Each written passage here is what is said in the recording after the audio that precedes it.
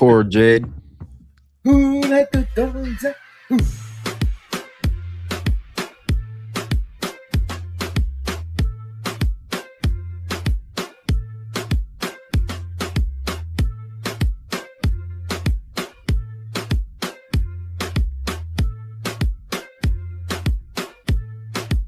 Yo, what's going on? This is the youngest in charge, Leon Slater, and you're listening to the Sports Jedi Network. You get me? You're watching Jedi Sports Network with Kev. I'm Tom Hannafin from TNA Wrestling. You're watching the Jedi Sports Network. Tune in to Heel of the Ring podcast on the Sports Jedi Network channel. May the sports be with you. What's up, Kevin? It's me, Miles Bourne. I just wanted to come on here real quick and say thank you for your support.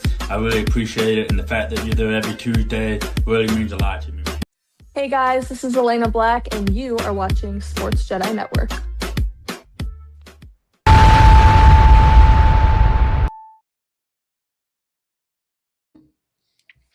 What's up, everybody? Good afternoon. Welcome here to the Sports Jedi Network. We are the Wrestling Sports Jedis here on its weekly wrestling show. First and foremost, we are sponsored and powered by Dude Wipes. Stay fresh, stay ready, stay match ready. Dude Wipes Sports Jedi Network. We're wiping out the competition. Also by G Fuel Energy. Fuel your soul, fuel your stream, fuel your life. Go to gfuelenergy.com. Use promo code PGHChris and save 20% off. Also by Blackout Coffee. Stand up, wake up, never back down.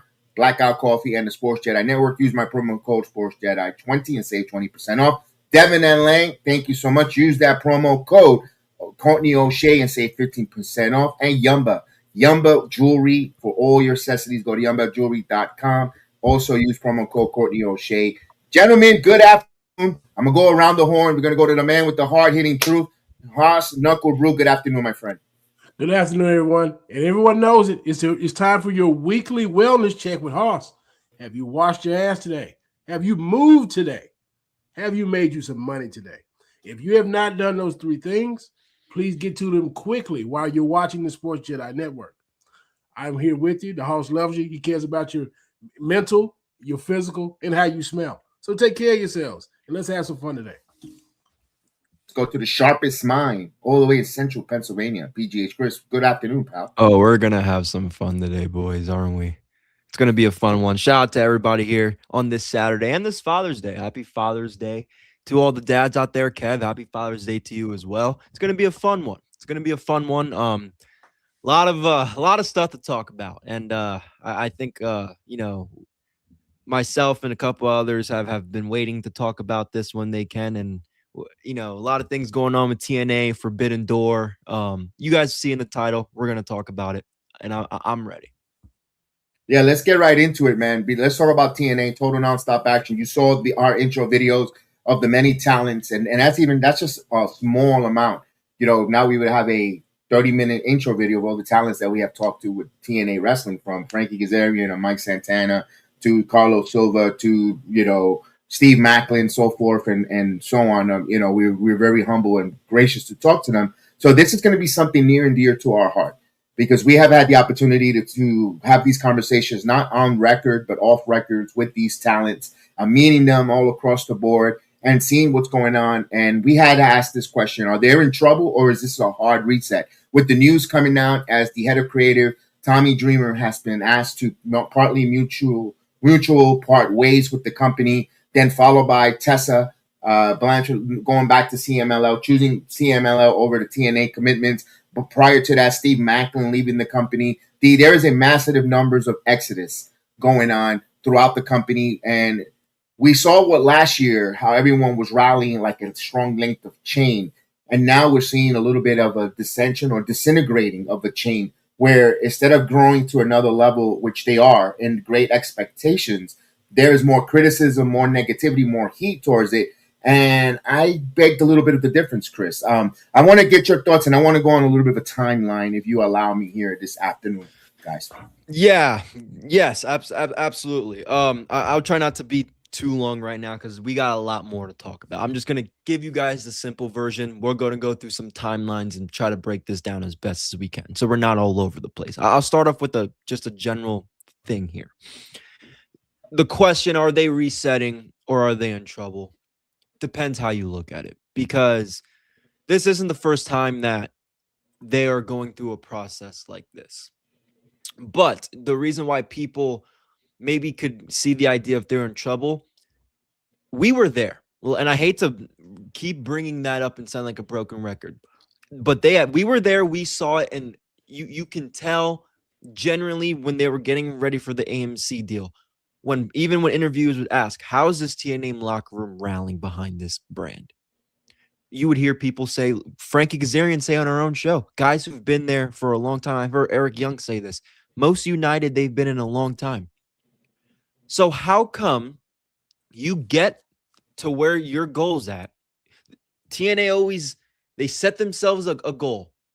They hit the goal, and it seems like they take a step backwards. How do you hit this amazing goal going on AMC, and then everything just falls apart? What changed? This is supposed to bring everybody together more, and it's brought everybody apart. The heart and soul of these companies, from talent into producers. Look, we're going to talk about Tommy. We're going to talk about Sami Callihan. We're going to talk about some of the talent. But it's very weird, Hoss and Kev, that they've been waiting all year in 2025 to hit this goal of going to AMC 2026, this being the year. And everybody just, it comes crashing down. And all of a sudden, nobody's reunited anymore. Is it money? Is it the management still not, maybe still being quote unquote green to the wrestling business? They got the entertainment business and the streaming and all that stuff down, but do they understand this business? Are they still not there yet? What really is it? And again, I think all these people that we're going to talk about have their own certain cases and scenarios, but I'm that's my genuine question. How come you work so hard for these goals, and when you hit a goal, seems like you either take a step backwards and now everybody's not come together anymore? Does that make sense, guys? I hear you. Hossy, I'm going to let you in there because I'm going to go a little bit long here. Okay, a reset is happening. I'm not going to say they're in trouble just yet. The people in the wrestling community may consider them in trouble because when it comes to businesses, many businesses have to reinvent themselves multiple times before they become majorly successful. And when it happens, some people get let go, some people be brought on. And with TNA in a special circumstance, they're being compared to two behemoths. They're being compared to the WWE, which is a very big legacy brand, and they're being compared to AEW, which is really a fictional business. And when I say fictional business, because it doesn't really turn that big of a profit, but they're hugely invested by someone who has major money. So it's an anomaly when it comes to business. TNA is like a small business.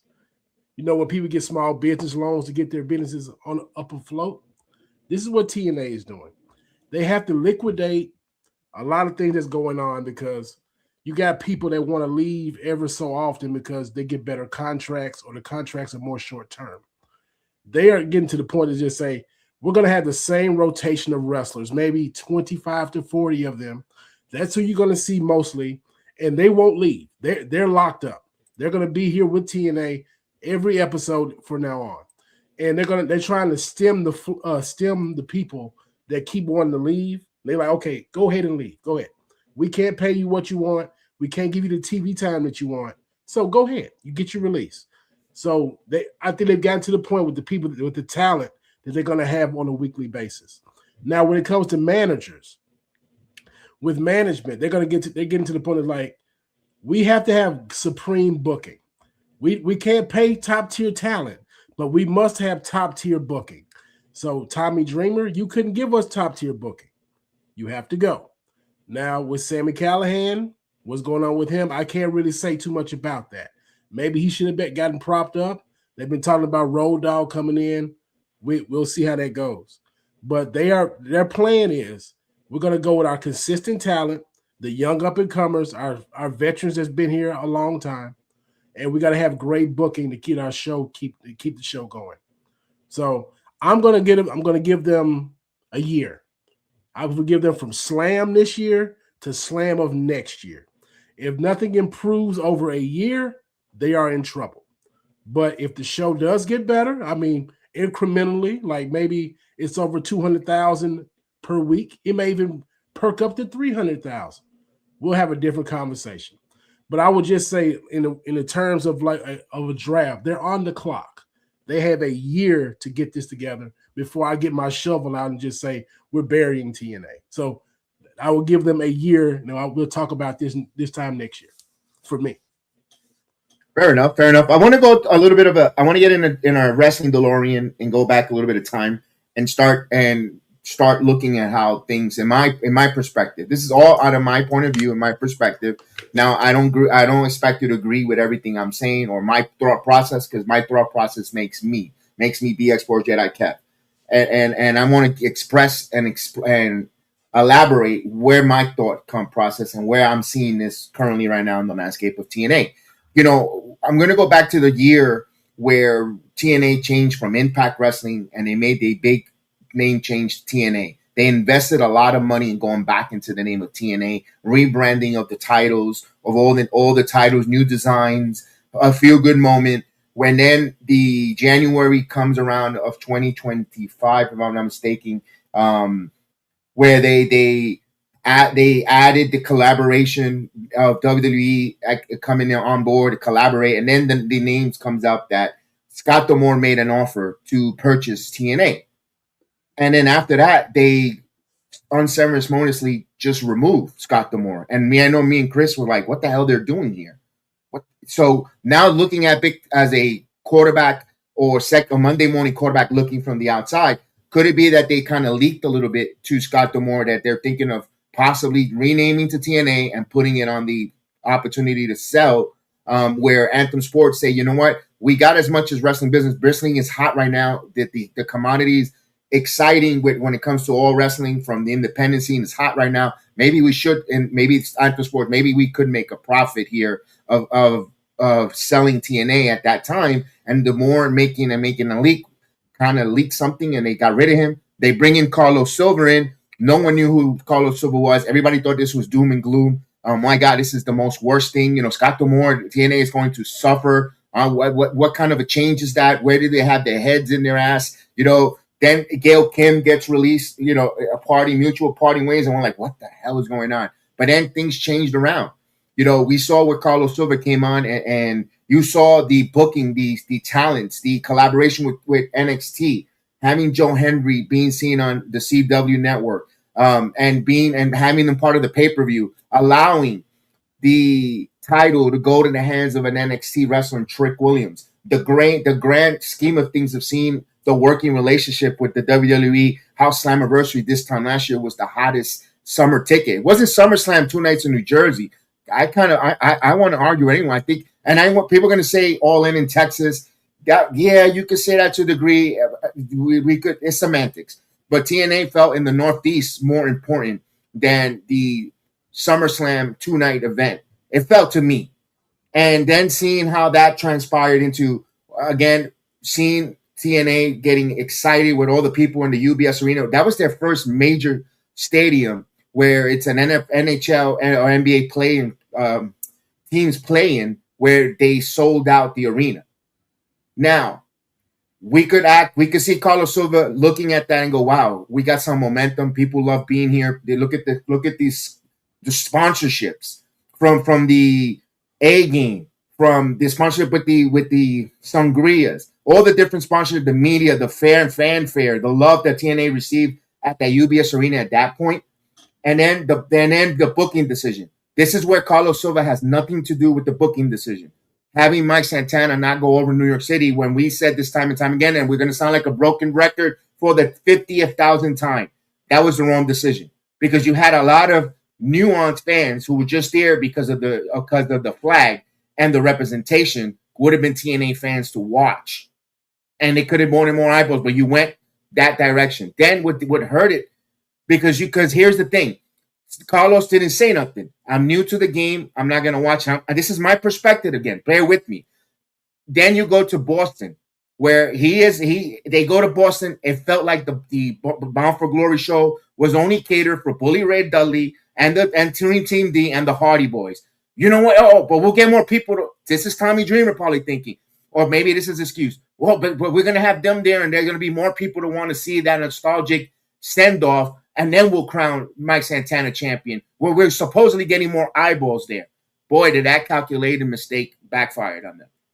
Now, let me pause here because I don't want to get too far ahead. I want you guys to rebuttal. Chris, you've been with me lock in arms through this journey. Your thoughts there, or am I seeing something? What's your perspective? Maybe I could see something different as well. That's why we have these conversations.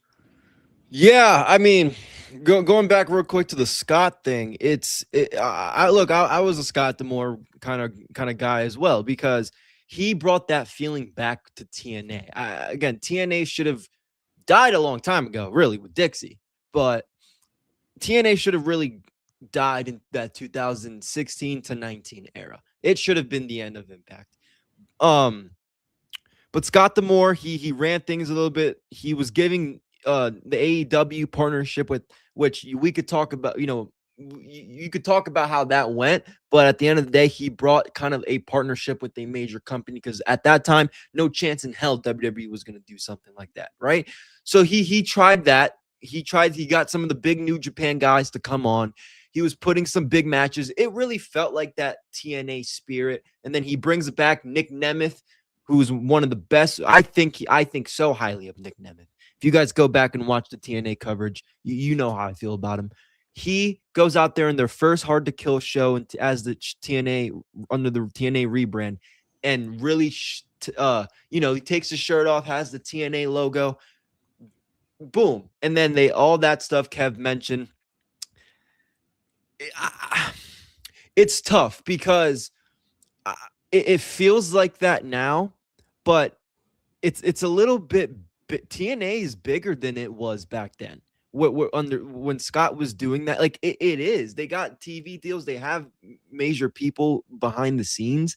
So I like what Silva has done. Now let's talk about that timeline, Silva, because his mind for the business for business, not for the wrestling business, for business is obviously very good. He's getting TNA this deal, help alongside other people, right? He's getting he has a connection with a lot of these people for arenas, all this stuff. He does really well, but here's where maybe could be his flaw. I know he's green to the wrestling business, but does he have anybody back there that is really in this guy's ear and really helping him? Because here's my thing, Kev.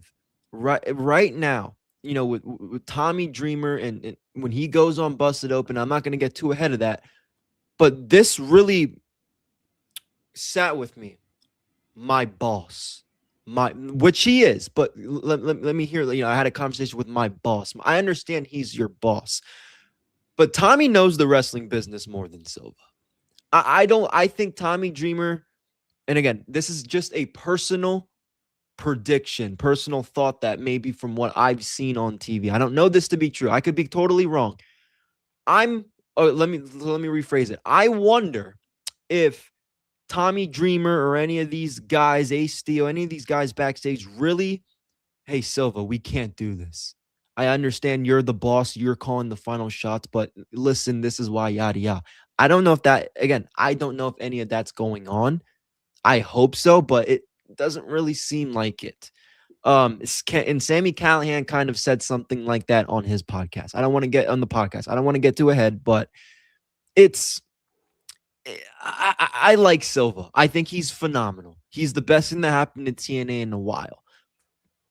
But there needs to be somebody with him who knows this business to help him really run things, run the wrestling, help him with the wrestling decisions of that side. Not the business, not the deals and all that stuff. Just, hey, for example, hey, Tommy, I know I'm the boss, but I need you to help me. I need your help. This is yada yada. I don't.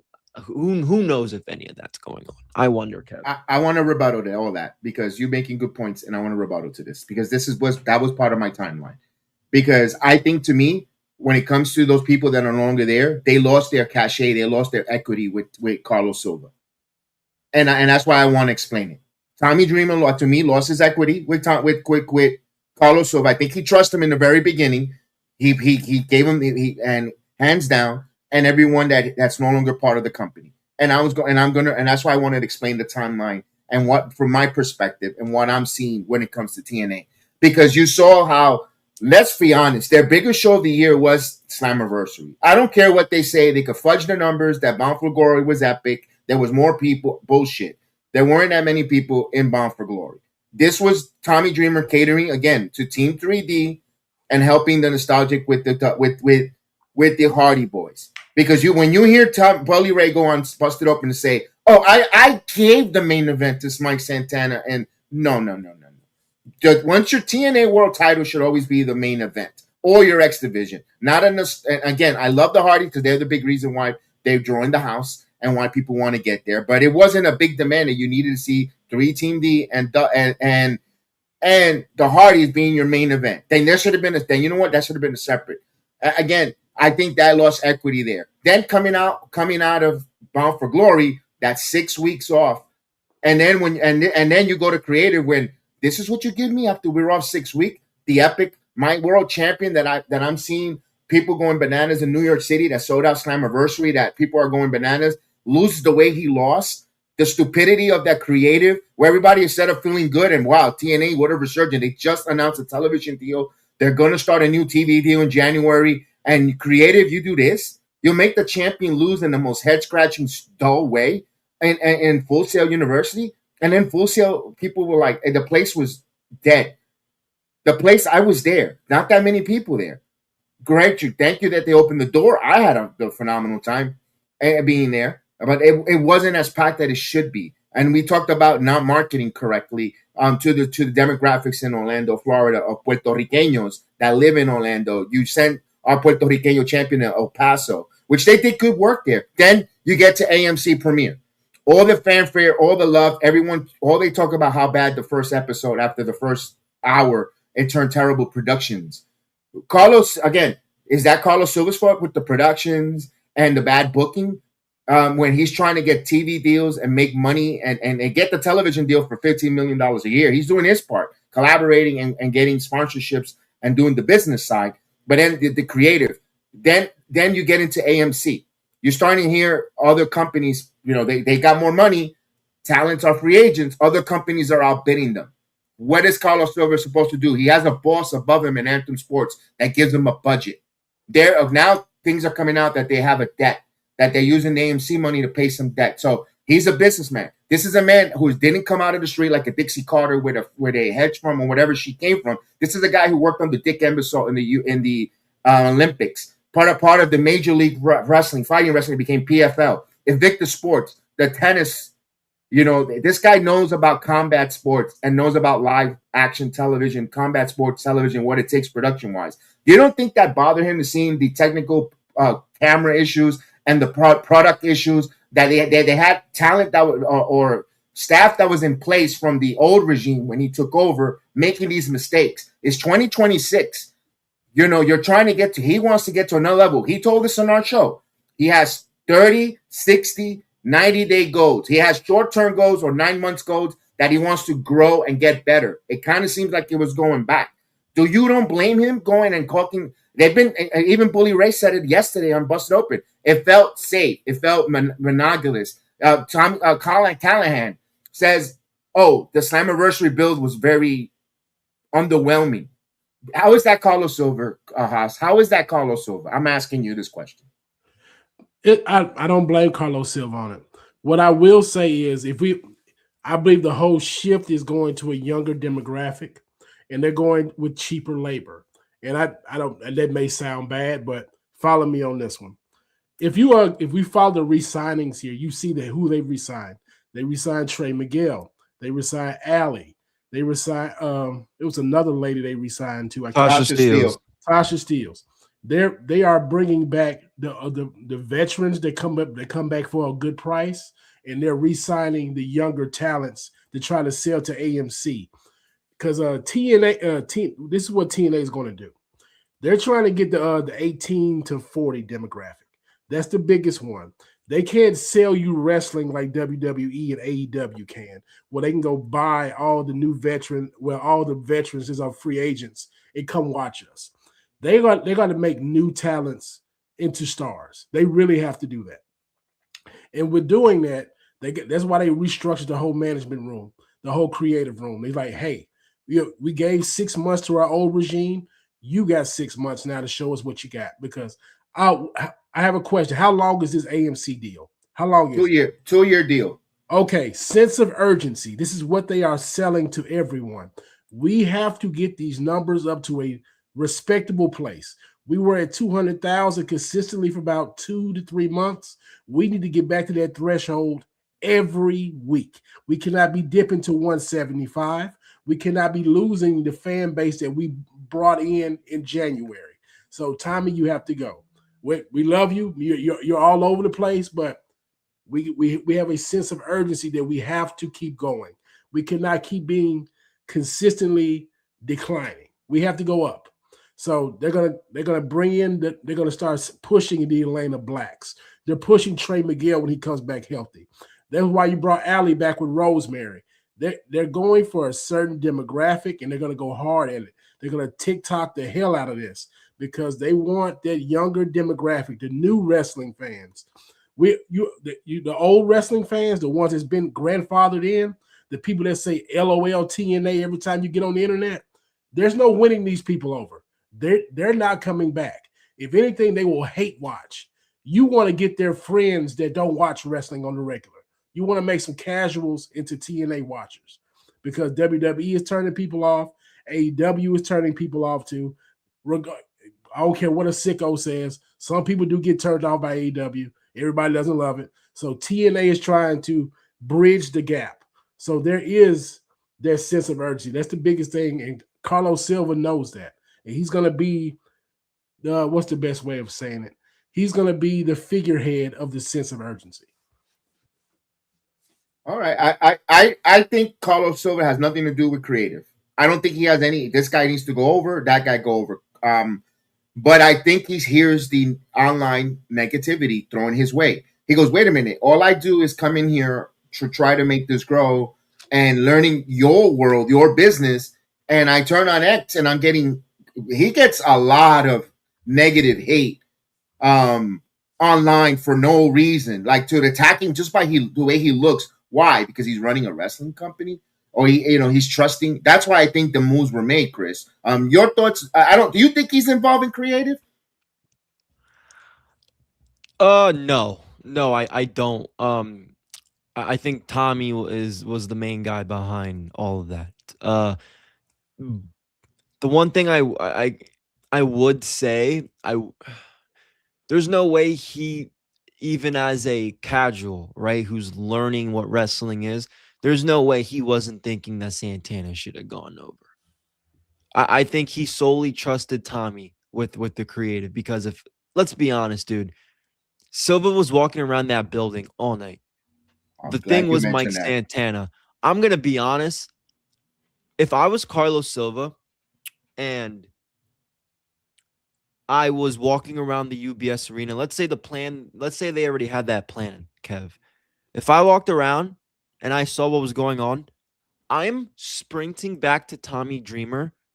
I'm pulling Trick Williams, Joe Hendry, and Mike Santana aside, and I'm straight up, he's going fucking over tonight. Scratch whatever plans you have. We will get to those plans after tonight. This man is going over. And he, for that reason, I'm not saying he should have done that. Because let's be honest, he's too nice of a dude. And I think back then, especially, he didn't know if that was going to be the right decision or not. So he trusted somebody that he thought that they knew it was going to be a good decision or not. And it wasn't. I wish Silva would have put his foot down because Kev, damn fucking well, he knew that Santana should have went over that night. That's what I would have done if I was him. I can't blame him on that though. I bring that up to say, if he had to put in creative, I think Santana's going over that night. that's why it brings me back to me. I think those guys that are no longer with the company lost their equity and their leeway with Carlos Silva. He says, enough. I gave you guys all this equity. I didn't step in. I didn't impose myself or, input. I let you guys cook, let you guys do. I gave you the right utensils and try to bring you in some different things, some different perspective on my end. I gave you my support on my end. You guys failed me because we got bad production. Because all we hear about how bad the production looks or how the sounds look, right? That's what we hear from the online people that want to hate watch TNA. We also hear how bad the not capitalizing the right moments. That's not on Carlos Silva. Oh, we need to capitalize. That's on creative. He made the move. He said enough is enough. Now you want to say the timing of it before Slammiversary. That's another argument. But you see him. You could see boiling frustrations on the president of TNA of Anthem Sports, seeing all the different things. I'm working my ass off, and he told us ourselves, Chris. He is a competitor in real life. This man wakes up in the morning and he runs, he bikes, and he swims every day. He's an athlete. He did a triathlon. He's a competitive spirited man. And you don't think he's going to bring that feistiness and competitiveness to the wrestling business, on the business side of wrestling? And then when you see what's going on when it comes to the TNA talent walking away and goes, wait a minute, I'm building something here, where he goes out of his way. And again, it's not a Carlos Silva apology to work, although it sounds like it, but I got to give the man a little bit of a credit here. The man goes out there and he's recognizing talent for doing the little bit stuff, from organizing a t-shirt, giving them all-star awards. That wasn't that. You never seen that in professional wrestling, in any other sport, any other company, recognizing people that work their asses off either on a PLE or on a regular or on a TV tape, and giving them awards and recognizing them. I mean, damn if you do, damn if you don't, for Carlos Silva. He just got fed up with it. Then talents don't want to sign there. We've had the honor to talk to all these different talents and say the locker room is so great. I never been in a locker room this way. So what has happened? What has happened, Haas? What do you think? And it's not about WWE, AEW. What has happened internally in that company? Well, Carlos, I'm gonna disagree on this one. I think Carlos Silva is involved in creative to a certain extent. I believe he believes certain faces should be on television every week. I believe he thinks Elena Black should be on TV every week. I believe he thinks Leon Slater should be on there as much as possible. I think he believes Mike Santana should be on there as much as possible. AJ Francis is in there too. And with Tommy Dreamer, Tommy probably didn't like that directive, maybe. I can't prove it. But I believe Carlos wants certain talents who he's really sees 2 or 3 years from now carrying this company to be very prominent on television. And I'm talking about in big roles, not just giving promos for 2 minutes and be gone. They want them to be all over the show. Now, like I said, I can't prove that Carlos is on that, but anyone who's at the head of a wrestling promotion, they do have their inputs. It could be domineering like Vince McMahon and Tony Khan, or it could be something like an Eric Bischoff. I think Silva is like in that Bischoff mode. You're just not going to see him as an on-screen character, but he is wheeling and dealing back there with creative.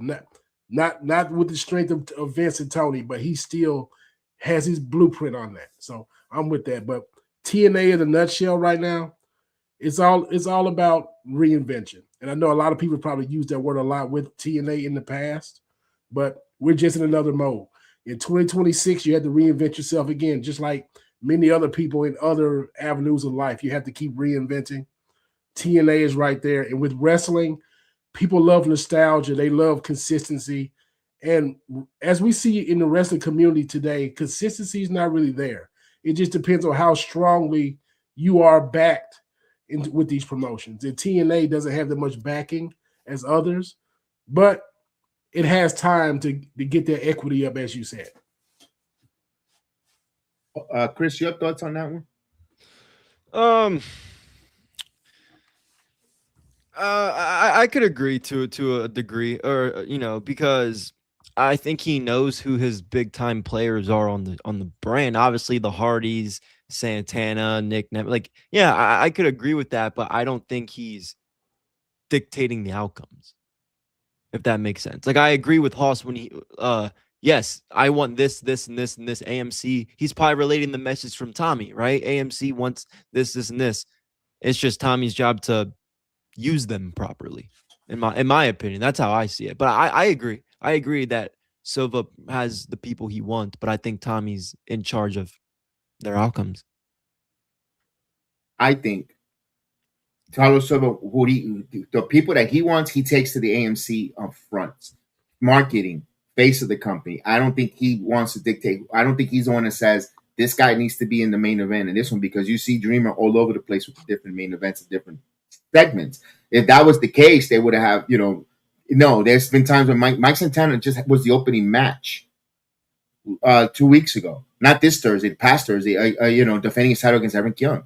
If that was the case, he would be in the main event. If it was on with Carlos Silva, again, knows about combat sports. I understand Invicta FC and PFL is totally different from the Raw Wrestling world. I understand that, but it's still almost the same concept. Your main event, your big-time players closes the show. That still doesn't change, period. I kind of see a little bit of a difference where it comes to who he's going to market, who's going to push. And these guys that you're mentioning, Leon Slater, Mike Santana, Elena Black, they're on short-term contracts.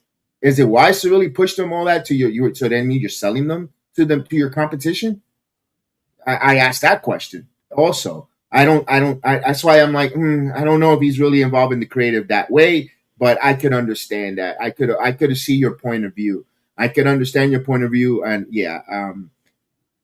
this is where my next thing comes, because everybody's up in arms. Why wasn't Sami Callihan not this next one in charge? Because Carlos Silva many times has been seen in Ohio Valley Wrestling. Ohio Valley Wrestling and Wrestling Revolver pretty much share the same territory, Chris. And they're not going to work with a working relationship because of the landscape.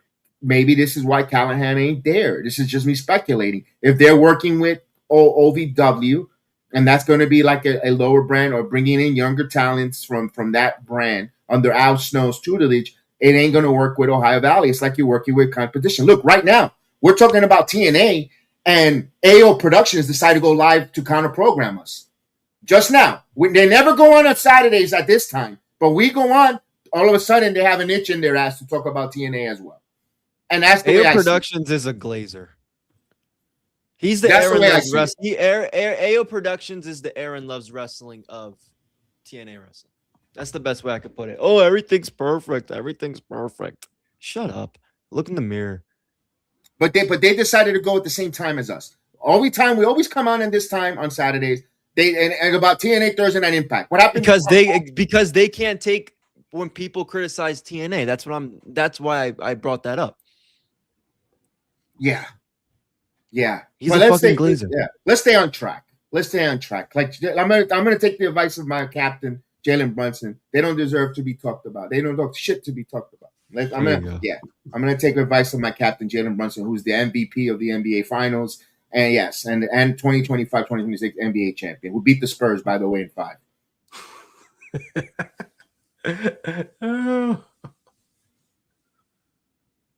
Yes, Chris. So, Chris, I'll give you the assist right through you pass like go ahead. Like Jalen Brunson there on the assist. Do you think there's some merit with? Oh, yeah, you go. Que lo que, big bodega. And by the way, all that. By the way, I wanted to shout out, because we talk about bodega. I'm sorry, I'm a little bit over the place, but I got to shout out our girl Elena Black. You inspired me to have my breakfast today: bacon, egg, and cheese. Check out our interview, and thank you, Elena. You inspired me to have a bacon, egg, and cheese. And Haas, who had that question too, what's for breakfast? There you go. Breakfast of Champions. Yes. So, your thoughts on the Sami Callihan, OVW, Wrestling Revolver, and his purse being put out of the company? Okay. I'm very happy Sami Callihan went on Busted Open, because I would have had a completely different freaking answer for you. I'm going to be completely honest. It's unfortunate in a sense, because when you look, we don't know what these roles of these people, all that, right? We know some people, we don't know. My point is, Sami Callihan said he was doing a lot for, not just producing or whatever he was doing, but he was in their marketing team. He was in their promotional team. He did all the graphics for their merch. He said their merch store sucked before he came. Like, it seemed like this guy brought real value to TNA Wrestling, other than being a producer / retired, semi-retired or retired wrestler, because he said it himself he wasn't supposed to retire in August, but he did. And he still brought value to TNA, whether it was doing whatever he was doing. Do I think he should have gotten the ball? I'll be honest. I could see where people look at it where it's like, and Bully said this too, try something new.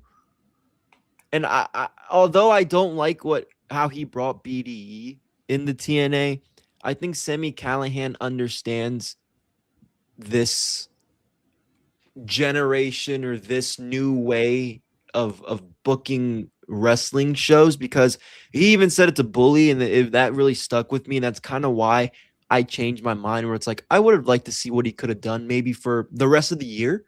You're signing these fucking people to 6-month deals anyway, which is not helping, but you're signing give Sami, I think they should have given Sami Callihan the rest of the year. And if they wanted to start over in 2027, they could have, because he knows like that generation when he says, Bully, hey, no disrespect to your guys, but why can't we have a mixture of both and leading with the new demographic of these wrestlers?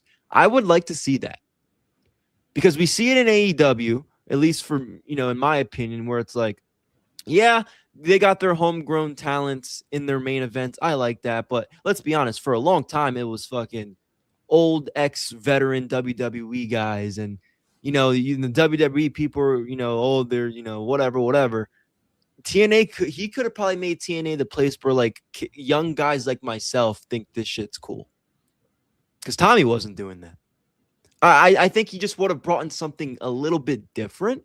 But again, the one thing I will question myself is how different, because, if I'm sure him and Tommy worked together on some stuff, right? I'm sure he's worked with some other people. So I don't know how different it would be, but I do think he always wanted to have his own flavor into certain things that he wasn't able to. And I think they could have done something with him for at least the rest of the year. We're in June.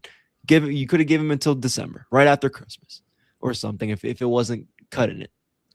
But he said a lot. He said I don't even I'd go on forever. So that's all I got for now. But he said a lot during that busted interview. That was okay. Haas, All right. your thought, Haas, I wanted to ask you about that too, to follow up with the influx of younger talent. But we and Chris is also could hear it. When you bring an interim head coach, when it comes in football, baseball, interim manager, interim GM, normally about 80 to 90% of the time, rarely they get re-signed or brought back in. Mm-hmm. And because most of the time the message is the same, or same system, they change something, they go on a bit of what I call the sugar high when it comes to some coaching changes. They win a couple games in a row and then they are who they say they are. Could that be the process that TNA management sees? You read my mind there, Jedi. You did that. Like, I was just about to go with that analogy. When I feel like Carlos Silva, I don't know if he just did this exclusively or he had Anthem right behind him with it. They wanted to clean house. If you keep Callihan, you're going to keep some of that stuff that you were disliking. And they didn't want to do that. They want to say, okay, we're going to go ahead, get all new people. And they want to control the narrative this way because they're losing in the press right now.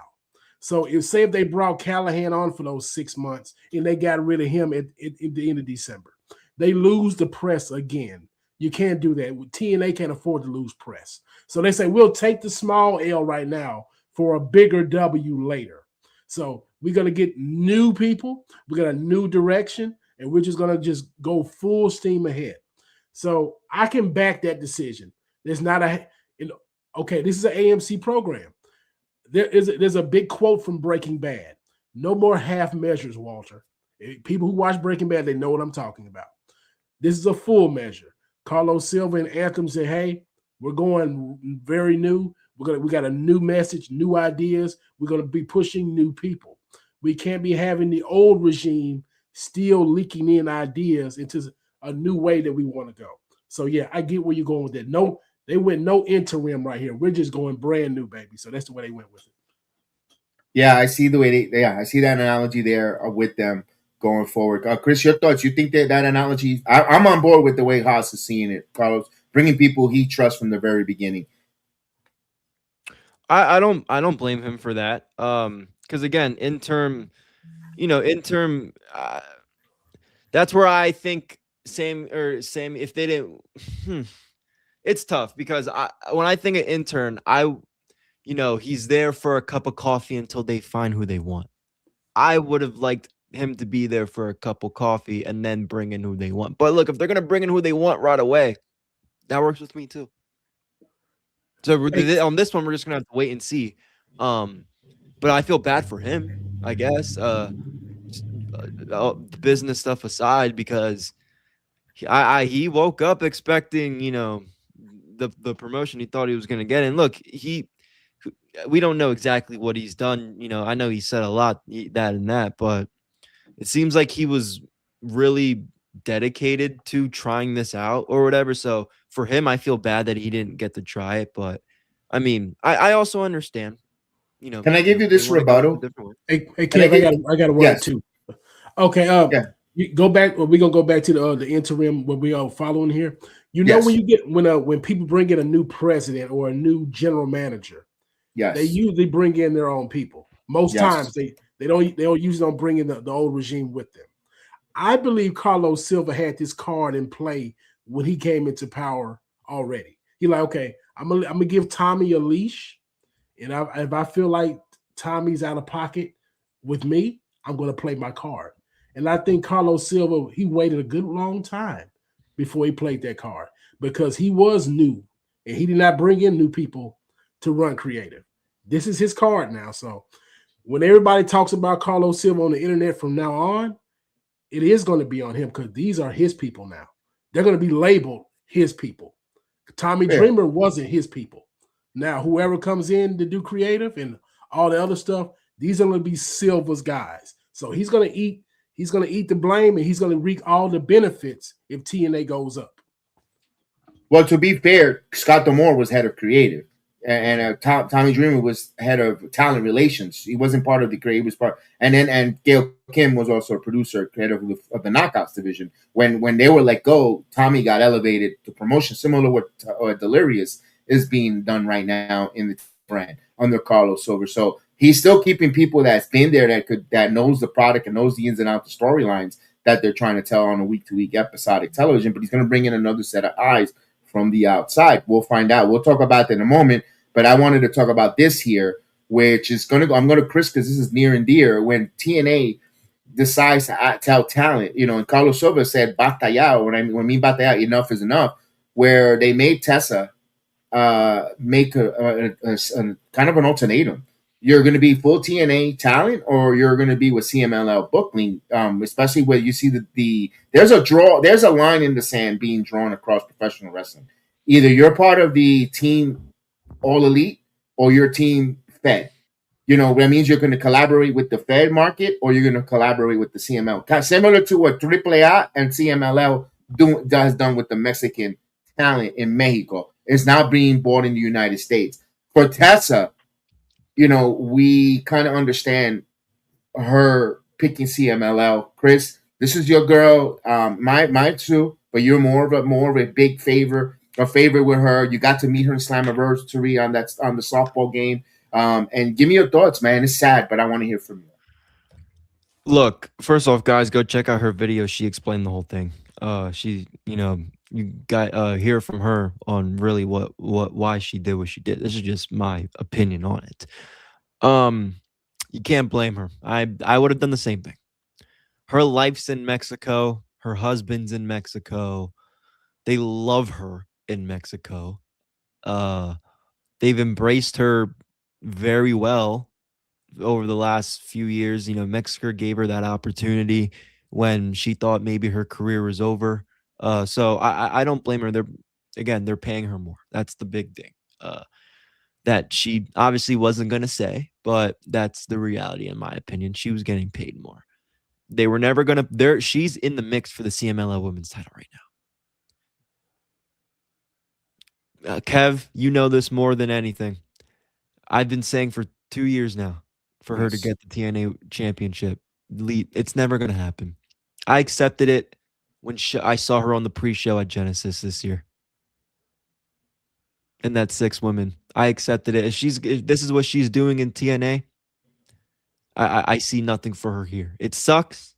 But she obviously made the right decision. I don't know what's next for her. Obviously, she probably will be the CMLL Women's Champion. I mean, in terms of, I know a lot of people are going to see her in WWE, we're going to see her in AEW.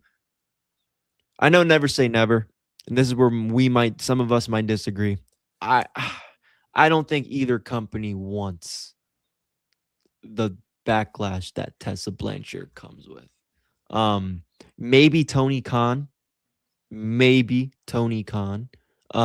he's, you know him, he likes his toys, so maybe him. But I think CMLL will be her home for a long time because she's in the top right there right now. She'll never be there in TNA. It was fun. It was fun watching her in TNA, but I knew nothing big was going to happen there. I think we all did. Yeah. With Tessa Blanchard, TNA does not have the cachet to give ultimatums like that. That's just point blank period. If this was the WWE saying you're going to either be with us or CMLL, Tessa would have made maybe a different decision, or she may have waited a longer time to really go with that decision. TNA versus CMLL right now is not a hard decision to make. So I can respect her for making that decision. Now with her, possibly her prospects in the future, if she goes on to have a big run with CMLL, Tony Khan is a big mark. We all know this. He will bring her in because he's going to lose talent. He's going to lose female talent to WWE very soon. We all think Persephone's going to leave, possibly. And we don't know what's going on with Athena. That could be a thing too. If he loses two or three big women names, he will bring in Tessa Blanchard. The sickos will embrace her. They may have some pushback on the internet, but are those sickos going to stop coming to shows? No, they are not. They're going to keep selling out these 2,000 to 5,000 people arenas, regardless of who comes. So Tony Khan, like Chris said, he likes his toys. Tessa Blanchard is a favorite toy of wrestlers, whether you like what she did 5 to 10 years ago or not. Most people are forgiving in this nature. People on the internet, they don't, but most of the people on the internet, they just want engagement. They just want virality. So they're just in the wind. So I can see Tessa in AEW next year. I can see it. Because with their working relationship that AEW has with CMLL, she'll come. He will workshop her on Collision a couple times. The viewership may go up 2%. That's all it takes. So I can see it. She will not be out of big television in the American markets too long. I can see that. Timing is reality. Would have been nice for this Forbidden Door because the concept CMLL Women's Champion taking on Mercedes Moné. I think that's the big money match. If you're an AEW sicko and wants to see that Tessa versus Mercedes Moné for the Forbidden Door, even the heck, I would. I don't know if she's. I would. If Tony Khan showed he has balls. I don't like the guy. I'm gonna be honest with you. I say this 1,000 times. I can't stand him personally, but I got to give him. He's got nuts. He's got those little cojones because he put the title on Darby Allin during WrestleMania weekend. I give him that credit. If he has guts, the guts that he's shown before, at the end of her winning the Owen Hart for Mercedes, I will have Tessa. Just tease Tessa. Come out. Just tease it. I would mark out. You know what? Because, hey, listen, you got 3 wrestling shows going on now, or 4, including the Night of Champions the day prior. See, you got Slammiversary. You've got Great American Bash, and you have your show. You want to steal headlines? You want to steal people talk for regardless, good, bad, or indifferent? Have Tessa show up at the end of that. Have her just come out and stand in the ramp where she wins and on Mercedes, like looking in, yeah. And like even a if Rousey and Tony Storm situation. Yes. Kev, I agree with you. We have to think about this. In religious aspects, we ask, what would Jesus do? In wrestling aspects, we had to ask, what would Vince McMahon do? Exactly. Vince McMahon would sign Tessa Blanchard and have her on the new pay-per-view immediately. Even if she's not an AEW talent for a CMLL working relationship. And the match could be, they could have that in CMLL. I'm pretty sure in August they're having a Grand Slam or in Arena Mexico, if I'm not mistaken. Grand Slam Arena Mexico, yep. There you go. There's one of the matches there. By then Mercedes might be women's world champion. You set that up there. Tessa versus Mercedes. And you could still have that ongoing feud. And it can have next year's Forbidden Door, their blow-off match, their third and final match. Doesn't take a genius to see that. Tessa draws. People, the other American markets are afraid. Look, if I'm TKO WWE, I would throw money at her to go to AAA, but it's not going to happen. She likes being on television in CMLL. She doesn't want to bring heat to her husband. I could understand it. Great move for her. We've reached out to Tessa. We would love to have an interview with her, 20-minute interview, just like if she was a TNA talent. We would love to have her just talk, just give her flowers. We don't even have to ask her why she left. We know why. Just giving her flowers, her admiration, and listen to find out what's next for Tessa. If this video hits her, we would love to have you on. All my information's there. We tagged you. We would love to have a conversation. We did get to say hello and just from afar at last year's softball game in Mamaroneck for TNA. You were great. You were nice.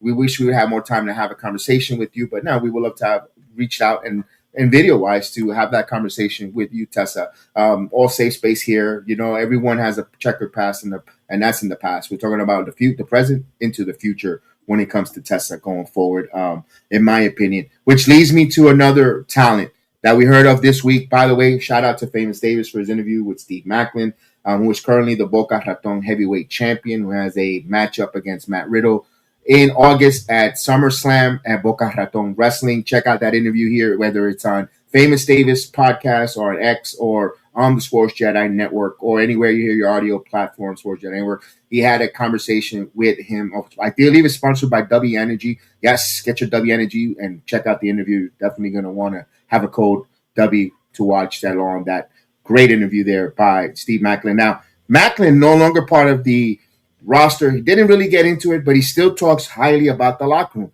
This is where I get confused, Haas. Mixed messages. Still locker room. Now, could it be just being cordial and professional? Or I don't think we'll never know. Like the Tootsie Roll. Like, when the owl that's licking the pop. I think the world will never know, Haas. It's being professional. Because that's just the way Steve Macklin's built. That's his pedigree. So he doesn't want to get heat on anybody else in that locker room. If we're going to use AEW for another example. You remember with CM Punk with the brawl out situation? Yes. And how Danhausen and other people got ostracized and got downsized and got kicked off the card because they were affiliated with CM Punk. That's the same thing here. Macklin doesn't want anyone punished within TNA for him saying words that may go against the brand. Now he may air out his dirty laundry in different areas, but he won't link anyone else to it. So that's just the way Steve is built. So I think that's what it is. Yeah, I agree. I think Steve Macklin, he ain't gonna do that to anybody. He got a lot of friends down there in TNA. He might know a little bit more of what's going on. He wants to get bookings still. He doesn't want to be that guy. He's very professional. So I don't think we're gonna see much of of what's going on with him or hear about it. But I mean, it sucks, but it's a big loss. Yeah, but let's be honest with ourselves. At least me. I'm gonna be honest with myself. I didn't see Steve Macklin being a world champion this year. They didn't book him great. When he was the international champion. How many times, Kev, did I say Steve Macklin's losing to who? This person, or Steve Macklin's going against the who? This person at this event? Why? That's so beneath him, and it was no disrespect to the talents. I wanted better for him, but it's again, it's one of those booking things, guys, where you can see he's not going to be anywhere. I'm going to use LA Knight for an example, right? I'm starting to see he's not going anywhere. He's a big deal for the company, yada yada. That's how I felt with Steve Macklin. He's a big company favorite, but creative isn't going to give him the run he had in 2017, 2019. Kev, before you go, this is with Steve Macklin. It goes back to what I was talking about demographics earlier. Steve Macklin doesn't fit into the plans of what they want to go with this AMC deal. He doesn't. Like he's a strong veteran, very good wrestler. That's not against anything what he does in the ring. What they're trying to sell to on AMC, Steve Macklin doesn't fit it. And there's no disrespect for him, but that's probably their vision of what. That's why they let go of a few other people, because it doesn't fit their vision where they're going. Yeah, I tend to agree. I'm going to put a picture of all the talent that left, and I want to say this about Macklin. You know, I am a big Macklin guy. I think he would have been, to me, he should have been TNA's version of the Punisher. Character-wise, where the heel persona, kind of a Punisher type, he has that emblem on his chest. Tag him and bag him, you know, mayhem for everyone. I think they would have tapped into that persona with him as a heel going forward. I think they could have done something, but he has done a lot. I mean, the last thing, all he needed was to be a tag team. I don't think nobody wanted to see Steve Macklin as a tag team to win tag team titles. They wanted individual. For Steve, I think he reached a ceiling and plateau with TNA. There's nothing for him to really achieve there. And for him, he's a guy who likes goals and likes purpose. He now, whether it's on the independent scene, whether it's defending the Boca Raton heavyweight champion and helping Boca Raton elevate that independent market in South Florida, or doing the Battle of the Brave, you know, working with Tunnel for Towers, the Boots for Boots podcast with his wife, working alongside his wife, or whether we see him in Ring of Honor Ring of Honor AEW, or may we say WWE NXT type of role, or AAA. Wherever Steve Macklin goes, it's gonna be a fresh canvas to tell a different story there, because that's going to be the first time. Or for WWE is a return back, but there's still a clean slate, a clean canvas for him. I think that's a good thing for Macklin going forward. Here's a list of talents there. And it's a whole damn roster. That's a roster indeed. Mm-hmm. I'm glad you mentioned that. But Chris, outside, and a lot of these talents have gone and left the company for more than 3 months now. Can we say fair? Are we fair enough with the names that are there? Besides Macklin and Dreamer, we're gonna discuss. I mean, a lot of these people have been gone for a little bit, but I would say beginning of I would say January to this year. Okay. Yes. Have any of them have, no pun intended, have made an impact in the wrestling world where people are in the main event scene and maxing out their credit cards to see individual? And I'm not shitting on them. Right now, the only person that has a chance still. We don't know what's going on with them. But have they right that? now? Yes. Joe, you're gonna tell me Joe Hendry hasn't? He hasn't been on television in a while, Chris. He's not in the main event. When he comes back, you don't think you don't think, or we're talking main event, or are we talking over in another company? It's two different things. Let's do both. Over in the WWE, yes, he's going to be over as shit. Main event, absolutely not. Fair. Okay. They're two different things, in my opinion. Joe Hendry's the only one. In my opinion. I mean, nobody else. Jordan Grace, they're not doing jack shit with her. Josh Alexander, not doing jack shit with him. The Rascals are there for a payday in AEW. The Mike Bailey, he's not doing shit. He's on TV a lot, but he's not relevant. He's not important to the to AEW TV, in my opinion. Yes, Joe Hendry is the only one where I could say he could be over on WWE TV, like a LA Knight, if that makes sense. He can get over with say his name, he appears. He can get over with his merch, all that, because it's still there, Hoss. But main event, no. And I think they're two different things, and LA Knight's the perfect example of that. What do you think? Is that fair to say? Because let's be honest, you're gonna see he's gonna get a reaction. It's not like when he comes back, he's crickets. I mean, he's still gonna get it. He still has his gimmick. I think the guitar thing's stupid, but you know what does that make sense? Oh, it makes complete sense. The thing about it, if you look at this list of departures, everybody's a mid-carder on here. I mean, it's just a fact. Everybody here, they're interchangeable characters, all of them. Right. So, and that's no disrespect to them. That's just where they're placed on the card.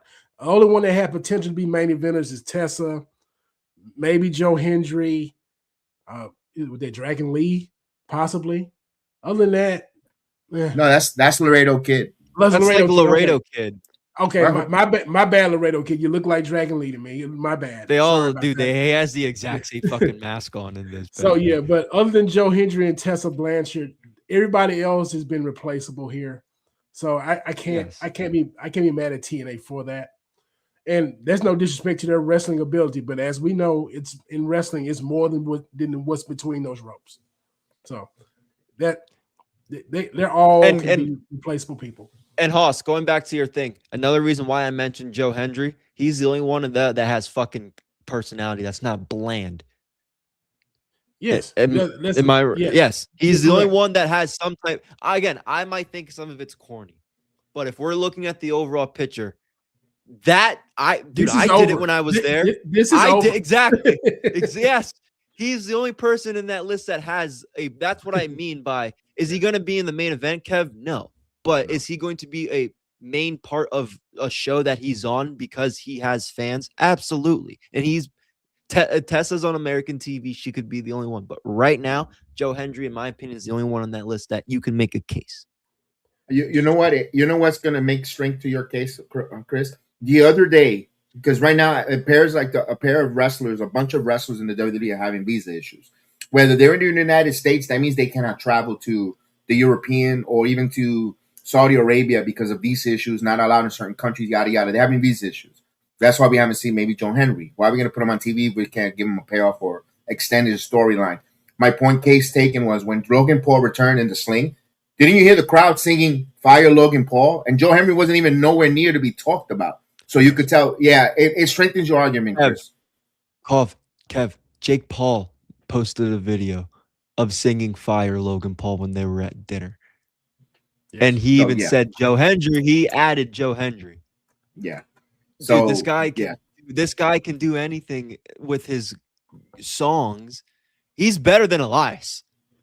Yeah, I think Elias was a better character, but he's better with his music than Elias. I will tell you this. I listened to I guess a little bit of a autobiography snippet of Joe Hendry. He researched the music industry. This man might have a master's in brain rot. That's how he gets over with the wrestling community. He knows how to do the little sing-alongs with brain rot, and that's gold for him. He has a lot of different moves that are fun to see, but he hypnotizes people. That's what Joe Hendry does. This man is a hypnotist. Yeah. Well, it leads me to this. A report came out that TNA might be on sale. It might be for sale, where we see, I want to give the right credit to the right person.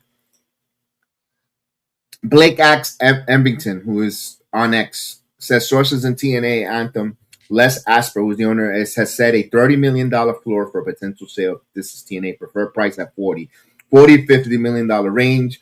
That premium reflects the toxic depth of Anthem's books that any buyers will be expected to absorb. No deal is imminent, but the number is out there. So there is a number. Mm-hmm. Could it possibly? That's why they're going to make these changes where TNA is going to be put up for sale. And, of course, we know the contract clause where TKO, WWE has a right to purchase first, whether it's for the library, running it, yada, yada.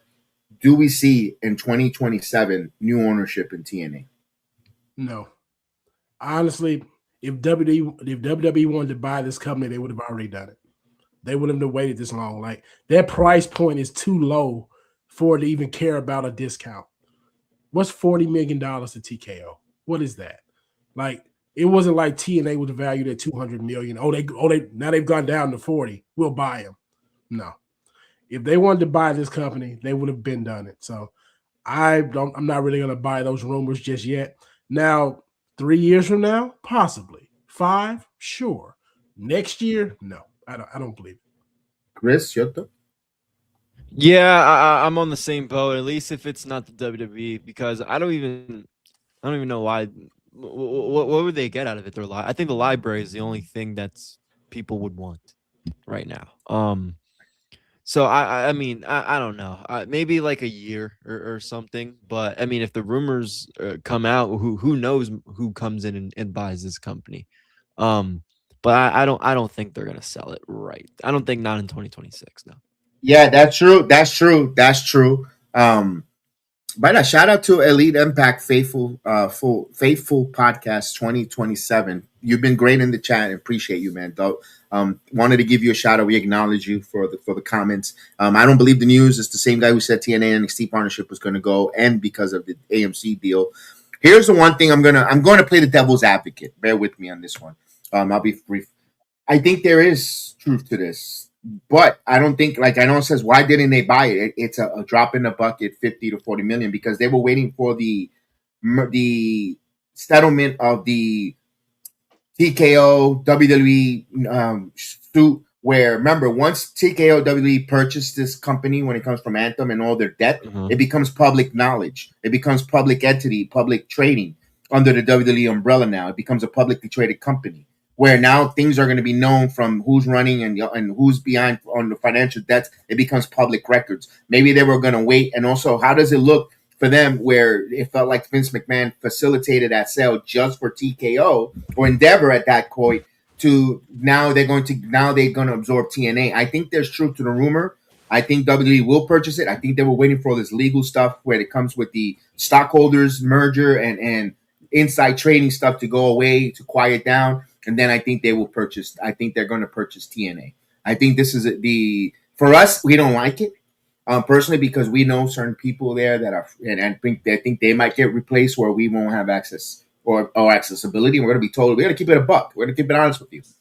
We won't be able to have that same friendliness because we've been trying for a year, 2 years now, trying to get at least TNA and NXT talent or Evolve, and for some reason our emails doesn't get read. I got credentials to go to WWE. I could go if I want to go to Abu Dhabi, or if I want to go to Night of Champions or Spain or France. They collect. I have credentials, but God forbid if they let me talk to the janitor who sets up the table, the chairs in the performance center. God forbid they won't answer. They won't answer that. They won't give me that time and day. But my point taken. The price point's not high enough. Like, I just don't believe it. It would be, let's say, it wouldn't affect TKO's bottom line right now if they bought TNA today. There's nothing that TNA is doing to just say, hey, that's going to bring us $1 billion more. That's going to eat into our debt that we got going right now if we just buy TNA. There's not even the TNA library is not bringing in that much. Well, I can see that. But I can see the perception for marketing for another avenue to send. Now with the Ohio Valley Wrestling partnership there, you could be totally right. But with the Ohio Valley partnership in there with them, WWE ID programming. Now you have OVW back in the WWE because that was the original NXT. Was OVW, Ohio Valley Wrestling. You talk about the Ohio Valley stars that came out of there that are Hall of Famers now in the WWE, from Brock to Cena, Batista, yada yada. The list is long. There is something there, but again, this is all speculation, ladies and gentlemen. Yeah. We're just speculating. We're just seeing. We're fantasy booking, like they say, or fantasy talking.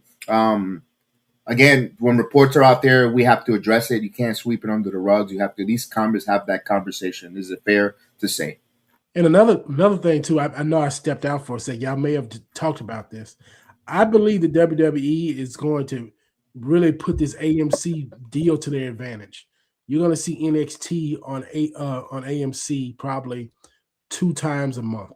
I can see it. You're going to start seeing a bigger presence of NXT talent on TNA more often, so they can just be like, hey, we could put WWE on AMC as well. We're going to start seeing that. Yeah, that's why and also that was also part of the speculated sale was the AMC deal, which is $15 million a year. It comes out to $30 million for 2 years, so it's $15 million a year they're getting.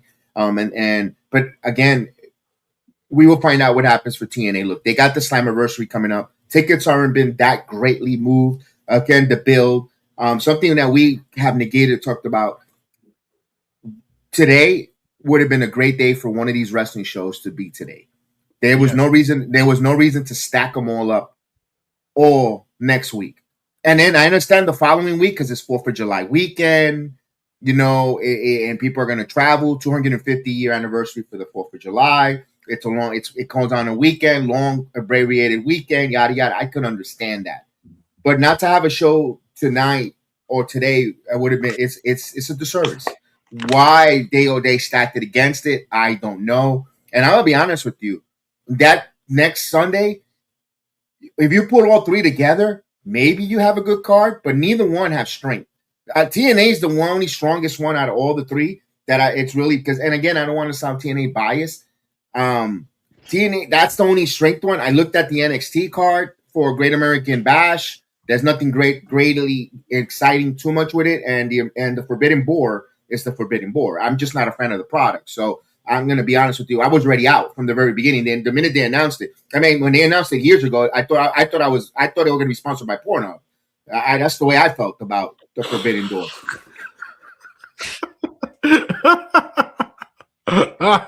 They got one match that I care about, and that's Ospreay and Swerve. Yeah, even though I know he's going to win, that's the only match I'm going to watch. Or not going to watch the whole thing because I'm going to be fucking covering it, but that's the only match that I care for. You're telling me you're not interested in Moxley Bandito? Oh, not at all. You're not. That's not moving you. That's not tickling your fancy.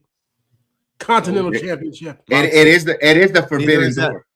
Oh my! I saw the main event already on Wednesday. See, I believe we've been swerved. I believe the Owens is going to be the main event. The men's Owens is going to end up being the main event. I believe. Oh, it is. And it better be at this point because I already fucking saw the 12-man tag team match. The only reason why I don't know it's because it's in a steel cage. Oh. All right, so we'll find out. We'll switch gear to All Elite Wrestling about that Forbidden Door. But before we do, it's summertime. We want to hear from one of our sponsors. Summer is upon us real soon. When the temps start to climb, cool down your undercarriage with a poopsicle. Dude Wipes team created the world's first ice pop scented butt wipes. Every dude deserves a little treat after dropping a dookie. Poopsicle wipes. Get your butt over to the TP aisle or snag a pack online. Here, your promo code. Text DUDESAVE20 to 59463. Get 20% off. Dude Wipe, sponsor of the Sports Jedi Network channel. Feel the force. Stay Dude Wipe clean. This is the one and only Paige, and you're watching Sports Jedi Network. Feel the force. There you go. I got my Dude Wipes. There you go. Thank you, Dude Wipes, for sponsoring the channel. I haven't got my poopsicles. They haven't sent it in the mail yet, so waiting on that from that order for them. But let's talk some All Elite Wrestling, man. You guys, if you missed it, every Wednesday night, immediately after the AEW Dynamite, the Dynamite Bros comes on. They do their recap review shows of everything that's happening. Now, I know AEW hasn't been so episodically enchanting, and I think professional wrestling all across hasn't been really that grasping, enchanting, and exciting. But we're going to talk, it's Forbidden Door season. Some people say it's the lowest rated part of the All Elite Wrestling build, or not the excitement for not knowing who their talents are when it came with the New Japan wrestlers into the fold. But there's some interesting stuff going on.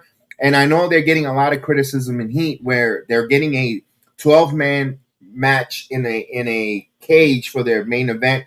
One of their triple main events, by the way. It's a triple main event, so it doesn't mean what order. It could be the order they're going to put there. But, man, when you got to set up a steel cage, you want to kind of leave it for towards the end.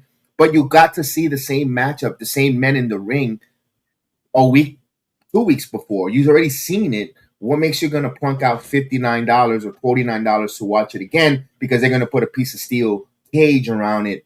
If anything, they should have had one-on-one matchup with any members and made kind of something different. We haven't seen in a long time. A lumberjack match with all members around the ring and settle for something there. Whether they have a stipulation in the cage, whether it's going to be candlesticks or I don't know. But they failed that one. You guys do a great job there again. Check it out. If you miss it on YouTube, you could catch it anywhere your audio platform. We're on everywhere from iHeart to Amazon Podcast, iHeart Podcast, anywhere, Speaker, Spotify, you name it, Sports Jedi Network. You'll see the Dynamite Bros covering it each and every Wednesday. I'm going to go right to you, Chris. You do a good job as a host there Why did they give the goods there? Couldn't tell you. I couldn't tell you. I think they're only doing this match at the Forbidden Door, so this is a way that MJF doesn't have to defend his world title. It makes I don't care for it. I'm gonna be honest. I don't care about this whole damn card. There's one match that I want to watch, and it's a repeat of 2024 inside the UBS. Except I know this time who's gonna win. Haas had to educate me on Starlight Kid. Still don't give a shit about her. Moxley and Bandito. Again, that's a match. Why are all of Moxley's Continental matches on Dynamite before the pay-per-view? Why?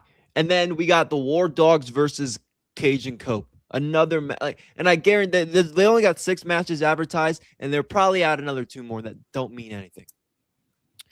I don't they're gonna add 6. That's gonna be a 12-card match, bro. Oh, they don't have any pre-show matches, so they're gonna add, you already know we're probably gonna get Big Boom AJ versus Tomohiro Ishii. They added one more. They got Pac and Umato, or have you say his name?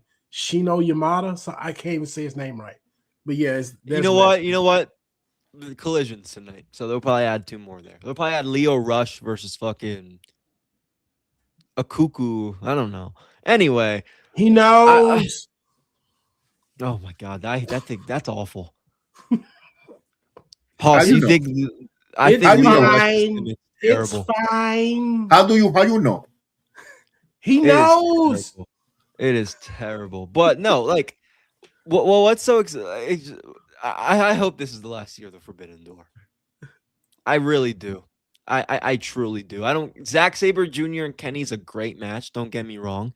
But when there's no animosity like there was with Ospreay and Kenny at the first Forbidden Door, I don't want to watch it. The Forbidden Door concept died year 2. Year 2 was the last year that this stopped being great. I still stand. The first 2 Forbidden Doors were phenomenal. It went downhill ever since. Yeah, they really could rebrand this pay-per-view. They could do it. And they could. I don't think anyone would care. No one would care. Bro, they could just do, instead of doing the Forbidden Door next year, they should do something with CMLL and AEW. Fuck the Stardom. New Japan's not going to be in it with them anymore. They could do a Grand Slam Mexico and call it their version of Forbidden Door with Ospreay, or excuse me, with AEW and CMLL. That's as close as to a Forbidden Door that this company should do. This should next year.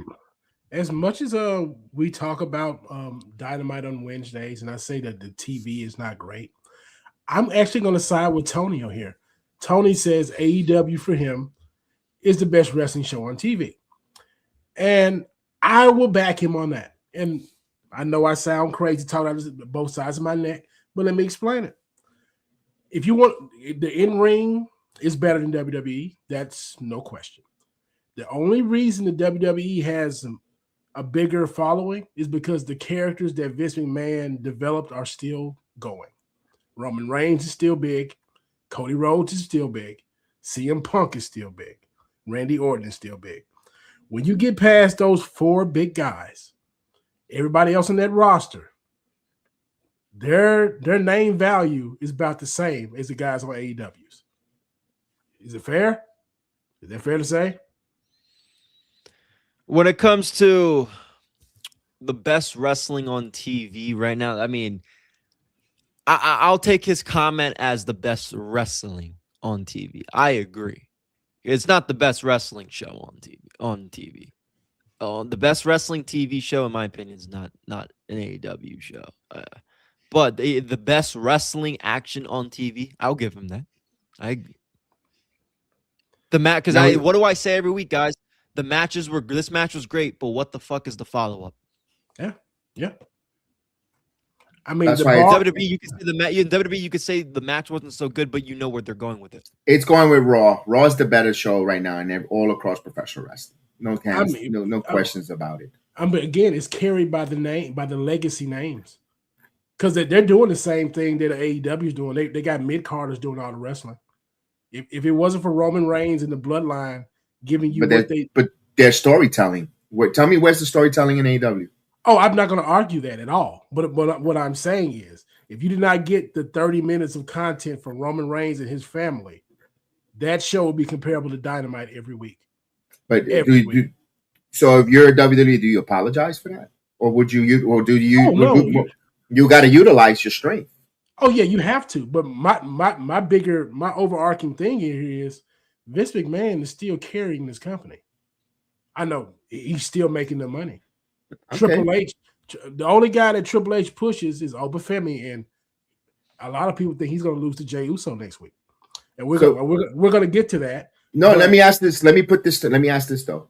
Mm-hmm. When I got $100 bill, okay, and I want to purchase something, a ticket or whatever the case is, mm-hmm. and I give it to the clerk to give me my product. Does she care if it was my $100 bill came from Chris's pockets or from Tony's pockets? She don't give a shit what pocket it came from. It's as long as they're making, as long as that store is getting $100 at profit, they don't care. To me personally, those that want to stay hung up that it was a Vince McMahon product, I don't give a crap. They're just still compelling and still good television. That's just me. Oh, Trevor, I'm not going. Like I said, I'm not going to argue that. I'm just saying. My whole point is, if it wasn't for those guys that's at the top of the card that were developed 10 years ago, they would be comparable to this company that's been alive for 7 years. That's all I'm saying. Like WWE is 3 injuries away. 3. I know that's a lot, but 3 injuries away to being Dynamite every week. Too bad Dynamite can't get it right. Yeah, I mean that's a whole different thing. Oh, I know. But we got people crying about CM Punk not being on television to save SmackDown. SmackDown has way bigger names than Dynamite has, and they're plunging. They're almost under 1 million, almost under 1 million people. So that's my argument. That's it. All right. I hear it. with that. This forbid. Yes. I was gonna come back to Forbidden Door now, but you go ahead. Yeah, go ahead. No, that's where I want to go. Okay. Go ahead. I want to hear your thought. With this Forbidden Door card, with the main event, with this the 12-man tag, the only way I can dress that up is we're gonna get a different result. The Briscoe team is going to win, and Briscoe is going to get his title shot on Dynamite maybe the week after next. That's gonna happen in Clearwater, Florida. Oh, for spring break, I'm predicting that because it's gonna look cool. In Central, it's gonna look cool in Tampa and Clearwater. Clearwater is beautiful. I love going there. It's a nice spot. It's nice. It's gonna aesthetically, visually, it's gonna look nice, regardless of what amphitheater they're gonna have. It's gonna look good. It's gonna look like something that if boy, I know my sons get mad with me. They get bothered. To me, boy.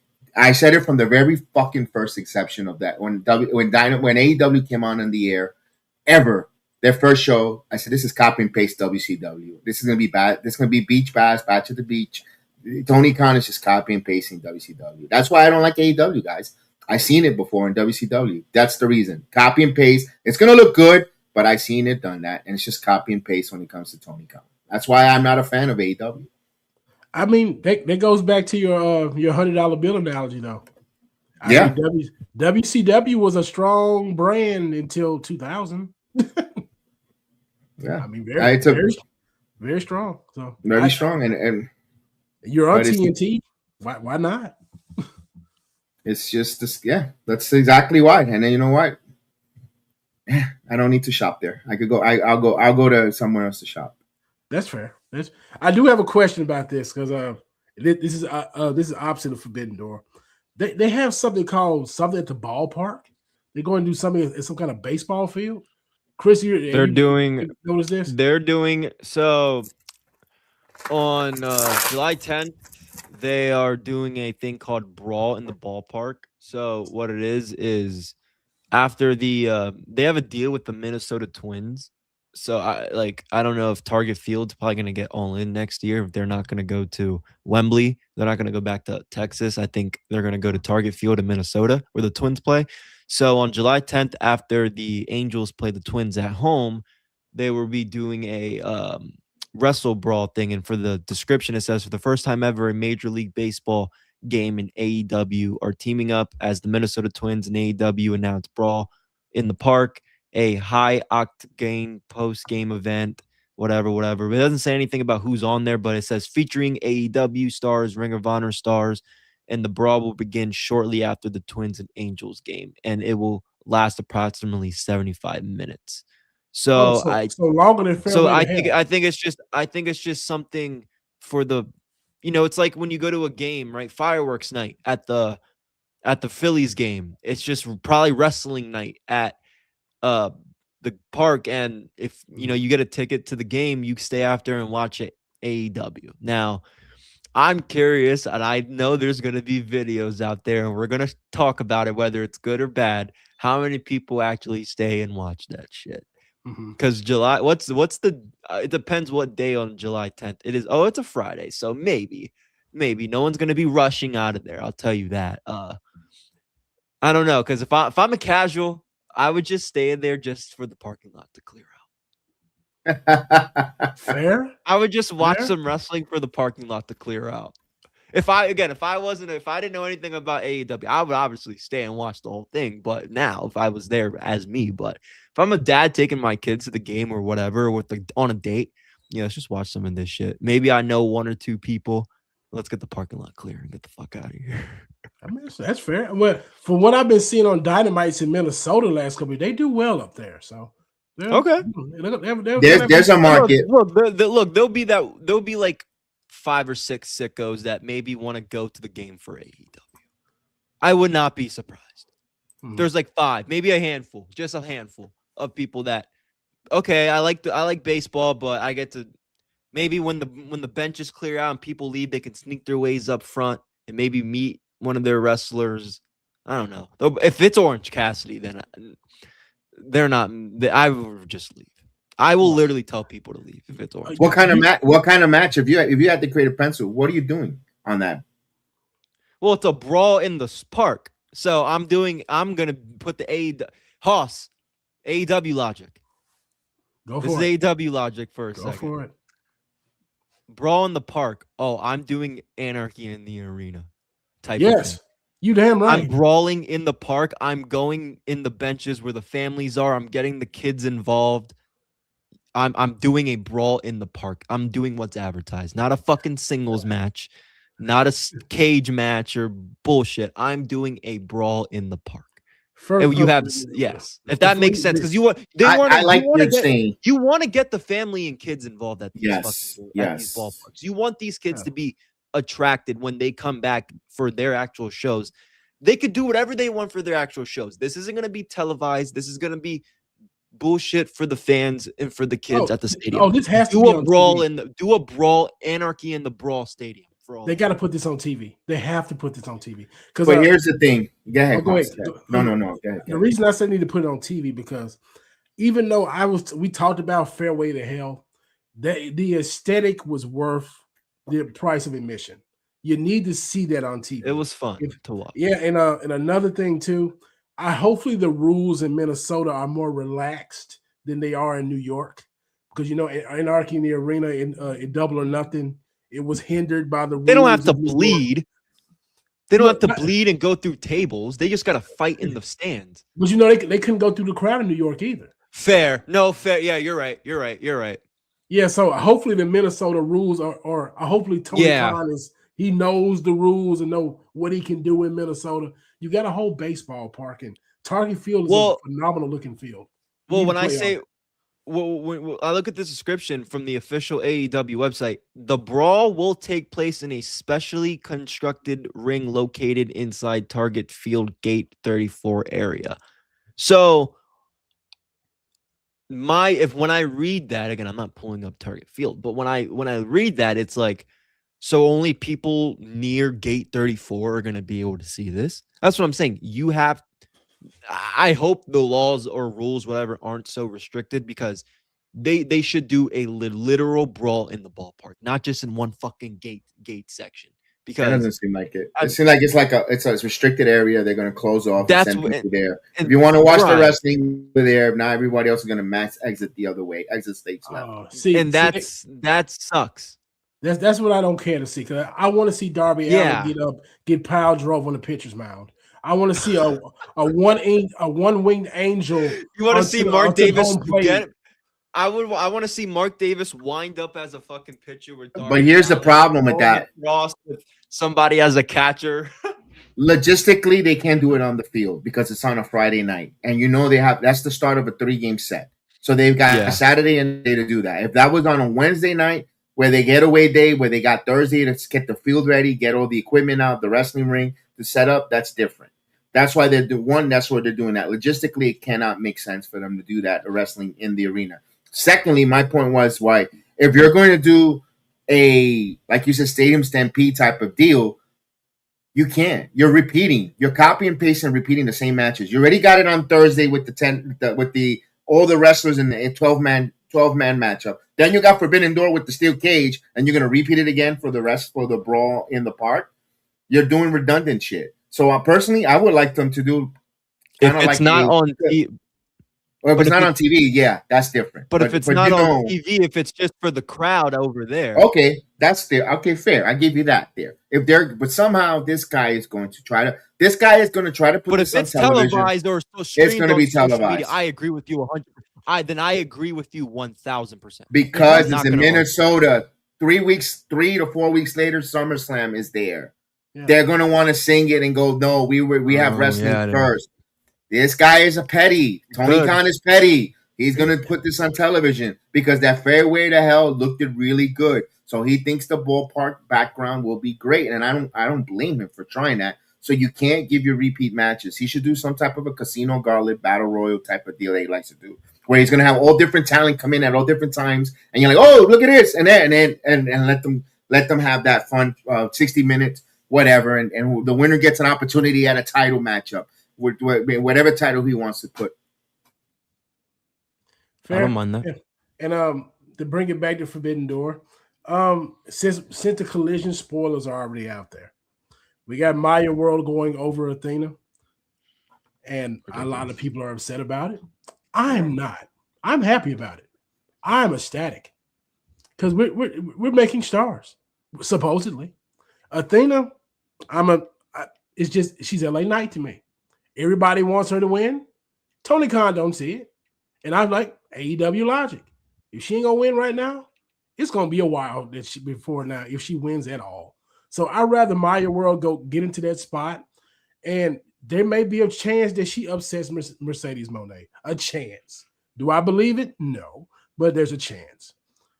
And with Mercedes and Athena, if that were to happen at All In, would you want Athena to lose again? Just for the sake of her getting another All-In spot? Then you really talk about LA Knight. LA Athena. Yeah. Just being fed to Mercedes in London. I mean, she is a healthy serving. I agree. I'll eat a healthy serving of Athena. That's why I stick. That's why I stick with my initial fantasy booking. Where Athena should have won the Owen because Mercedes, in my opinion, doesn't need this fucking tournament if she wants the title match, and then some way, somehow, they could have implicated that how do I say it? They could have maybe at Redemption some way, because again, Tony likes to do matches with no story. Have Mercedes and Tekla build up for Redemption, have or whatever. You have Mercedes win, and then they can go to Wembley. I'm not saying Mercedes has to win or Athena has to win, but I don't know. I thought winning the Owen could have done something for her, maybe at least on TV for a while, and maybe after that, who knows? But I have no faith. So, yeah, I don't mind Maya World. I don't see her winning anyway. I just fear that again with Athena. I don't know what her tweet meant yesterday, but I don't. If she wants to get the fuck out of there, please do, because I need to see her on TV every week, and I'm not buying Honor Club to watch her. And my thing here is if people really want to see Mercedes and Athena again, you can still have that match at All In. You can have Maya World versus Tekla, because a lot of people are like, oh, the money match at All In, and man, to the sickos, women are not money matches. We have to keep it a buck here. We have to just tell the truth. These people say they love women's wrestling until it's time to actually watch it in the arena, and they make no noise. They're not buying merch. They're not making any noise. So there is no money match for the women's concern. I know some people buying jerseys. Oh, okay. The very small minority, my friend. The very small. What is the silent minority, my friend? So yes, if you want to have Athena Mercedes, have it all in, and you can have Tekla and Mercedes later on, whatever, because truth is not a money match. I'm just saying it again for people that's going to say, oh, he's being misogynistic and women's wrestling is such a draw and they're making so much money. Watch the shows like we do every week at 9:20. You can, on the dot, Kev tells you about it on the dot at 9:20. They make no noise. You could go back and watch the Hazuki and Mercedes match. They did not make any noise in that match to the last 5 minutes. I went back and rewatched it. I heard you. You didn't make a noise until we saw like the 20th missile drop kick. So they need to stop lying on this internet talking about women are doing this and that. Yeah, they're great wrestlers until you watch them and you make no noise. But back to it. Maya World should go. She should win the whole thing. And a lot of people are going to be like, it's going to be because of the tragedy that happened in her family. You can make it about that, but we can also make it, she could be a star in the trajectory of Willow Nightingale. You remember Willow won the Owen a couple years ago and how her star has risen since then? She didn't get the big belt. She didn't get it, but she's become a bigger star because of it, because they used that tournament correctly. There is no reason for Mercedes Moné to win this thing 2 years in a row. There's no reason for it. She's already the biggest women. Well, she's arguably the biggest women's star in the company next to Toni Storm. You could say 1A and 1B, if you will. So there's nothing for Mercedes to gain from a logistical standpoint from winning this tournament. Give it to Maya World and let her have her moment at All In. And she can be fed to Tekla, make Tekla look even bigger to be fed to Mercedes later on. And that'll help Tekla in the long run. That's where I am with that. You know, I actually watched that match, Mercedes and Hazuki. Bro, those transition from her knee, the backstabber right into the back statement, hard hitting match by Mercedes, and then she was wrenching on those submissions. I was like, holy shit! Those ladies tore it up. That's a shame that that's a shame they put that at that hour of the match, because I thought it was great. See, that's how you start a show. See, if you want to put MJF and Roosh to start a show a few weeks ago, why not put a supposedly a big draw in Mercedes Moné? Put her at the beginning of the show, coming in after to follow Big Bang Theory. You know, oh yeah, man. The 4 pillars. You mean the 4 pillars of AEW? Yeah, the 4 pillars of AEW. Wallowitz, Kupali, Leonard, yes. Benjamin. Yeah.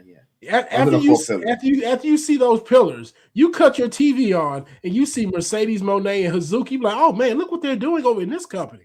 They start the show off with fine women wrestling. Sure, let's go for it.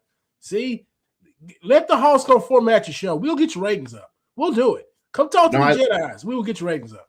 You know what? I like what you said about that because for this finals, if Mercedes really want to have the best interest of All Elite Wrestling, to have a bang of a match with Maya World beats her, you're making a star in Maya World going forward. Like you said, comparing it to Willow Nightingale, but that takes something that I don't know if this company really has: vision for not for the present, but for building for now to tomorrow, for next long-term vision. I don't know if they have that. I really don't know if he books for that. He's for the moment.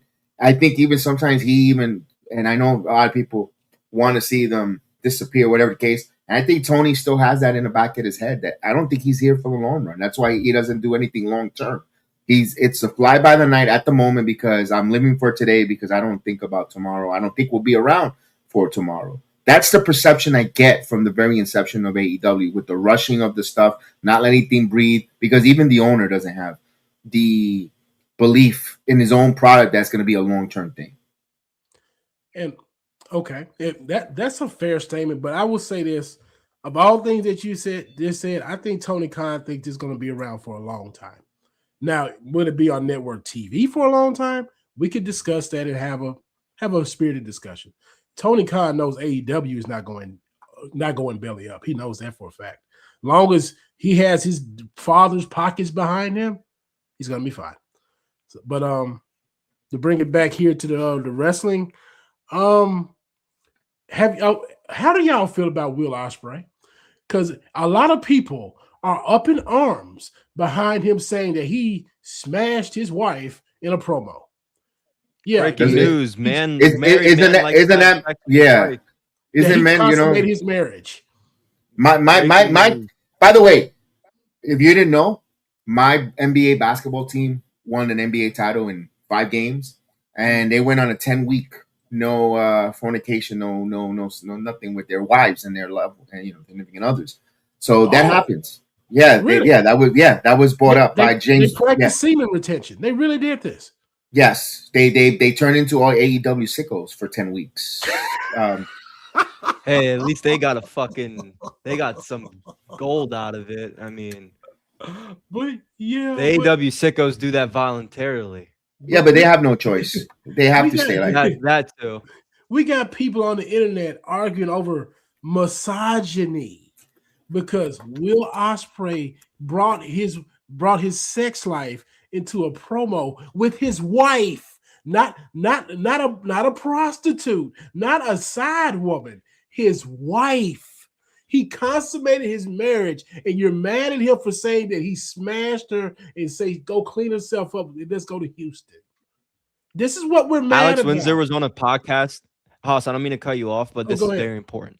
Alex Windsor was on a podcast the other day literally talking about sex position. Windsor! See, even Windsor's with the business. I'm pretty sure Will probably ran this promo by his wife and said, I'm going to say this, baby. She going to like, go for it, because we did that. She probably had a laugh backstage. I heard from Alex Windsor that she knows so the orgasm. Windsor wouldn't do that to her, man. She wouldn't do that to her. I mean, she learned. I mean, she got to learn from something. You are what you eat, right? Windsor's a fan of the hidden blade, brother. A fan of it. She knows so. But it's not. She knows so the orgasm. She is not selling the Tiger Driver. She's not doing it. Oh no! But we've gone off the rails. No, but go ahead, seriously, Hoss, it's no, because it's I'm not. It's not like he called her a bitch. It's not like I smashed me, bitch, and upstairs, bruv. Exactly. Like what was this? What did he say disrespectful to his wife? People are like, that's no way to treat your whatever. What, for saying that he had sex with her? That he smashed her? Breaking news again. Man says he smashes his wife on TV. Chris, you remember that? You remember the discussion we had last week when I say that every man doesn't watch wrestling anymore? Yes. This is the problem, because the everyman gets exactly what Will Ospreay was saying. They're like, "Oh yeah, we want those type of promos back in wrestling." I thought that was hilarious. It was real. That's Will Ospreay being a real character.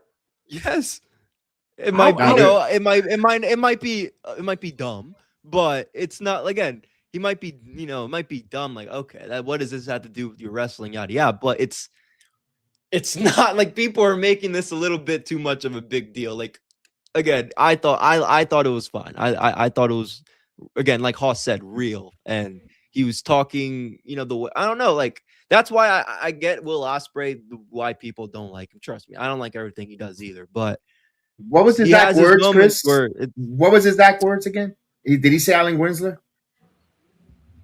He just said his wife, or like his girl or his wife. I don't remember. Okay. Well, I don't think anybody confused her with Blair Davenport, right? Oh, no, I don't think so. No. Well, what if Brock Lesnar would have said that? I defecated. Yikes! But I will say this: a lot of these people are so spirited with the virtue signaling.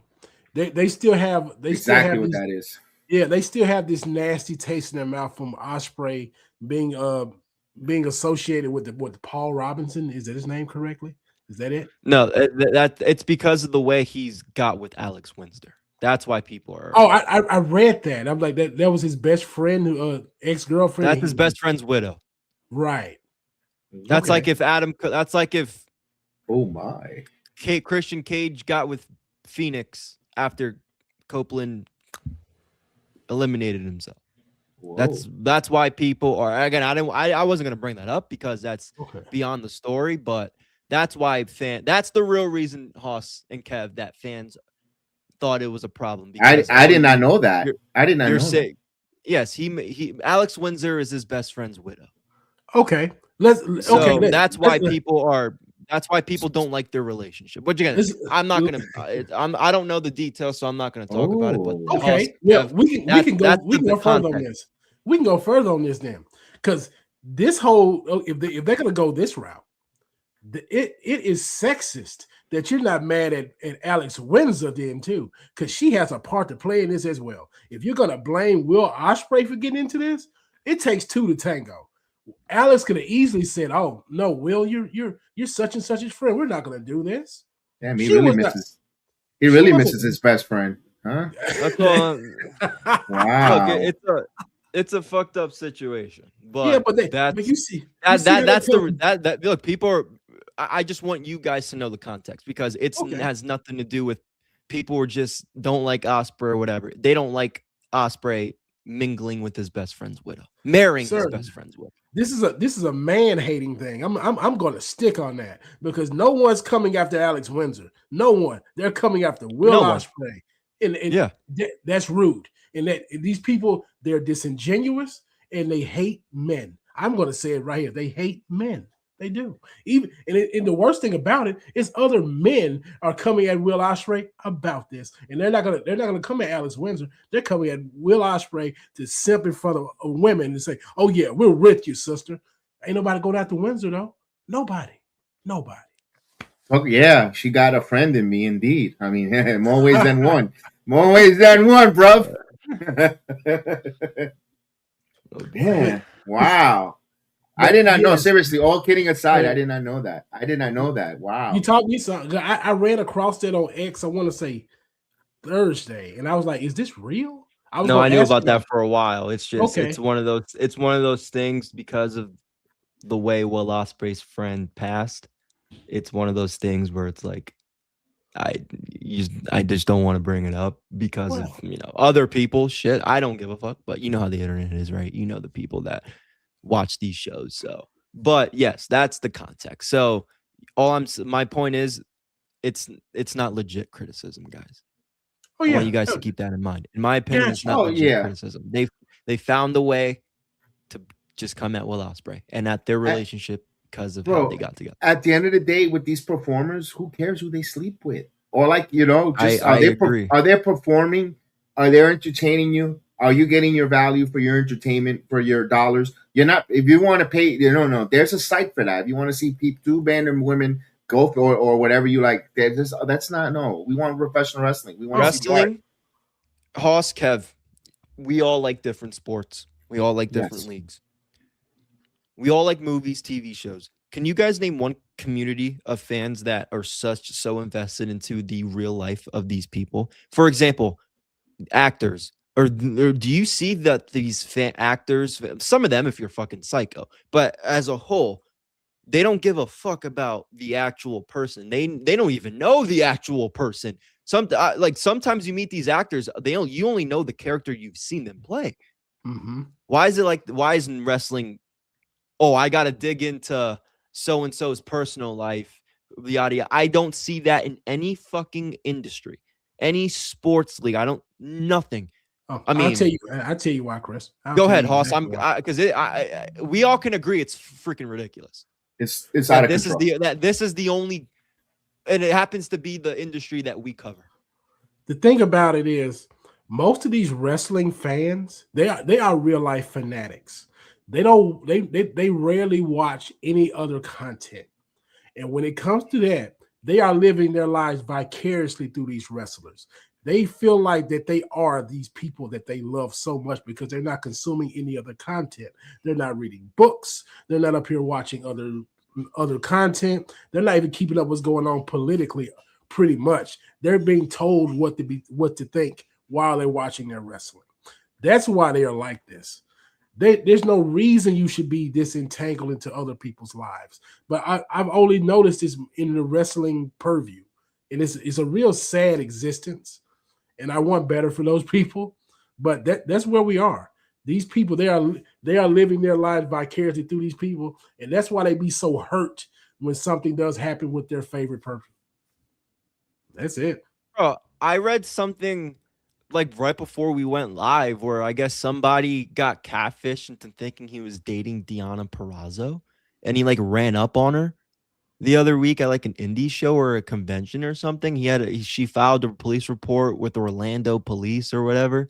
Like, these fans are fucking weird. It's only in wrestling fans where I guess you got the people that like, for the Joe Burrow incident, right? Like, people are robbing these people's NFL players' houses because they want assets. They want their fucking jewelry. Bro, these wrestling fans are showing up to these wrestlers' houses because they want to like mingle with these wrestlers. Like, they want them. They're not just breaking in. They're there when they're there. At least I don't condone any of this shit. Okay, straight up. But at least with these athletes, they're getting robbed when they're playing. These wrestlers are getting robbed and stalked at their house while they're there. What other fucking industry or fanatics of sports, whatever, do you see this happen with? It's only wrestling. How many times in the last few years have we seen this situation play out with Liv Morgan, Sonya Deville? I just told you about the Deonna Purrazzo shit. Rhea Ripley just said something the other day that somebody showed up to her house asking for free SmackDown tickets. These get so much. We hate to laugh, but that's ridiculous. I'm going to show up to Rhea Ripley's house to ask for fucking SmackDown tickets.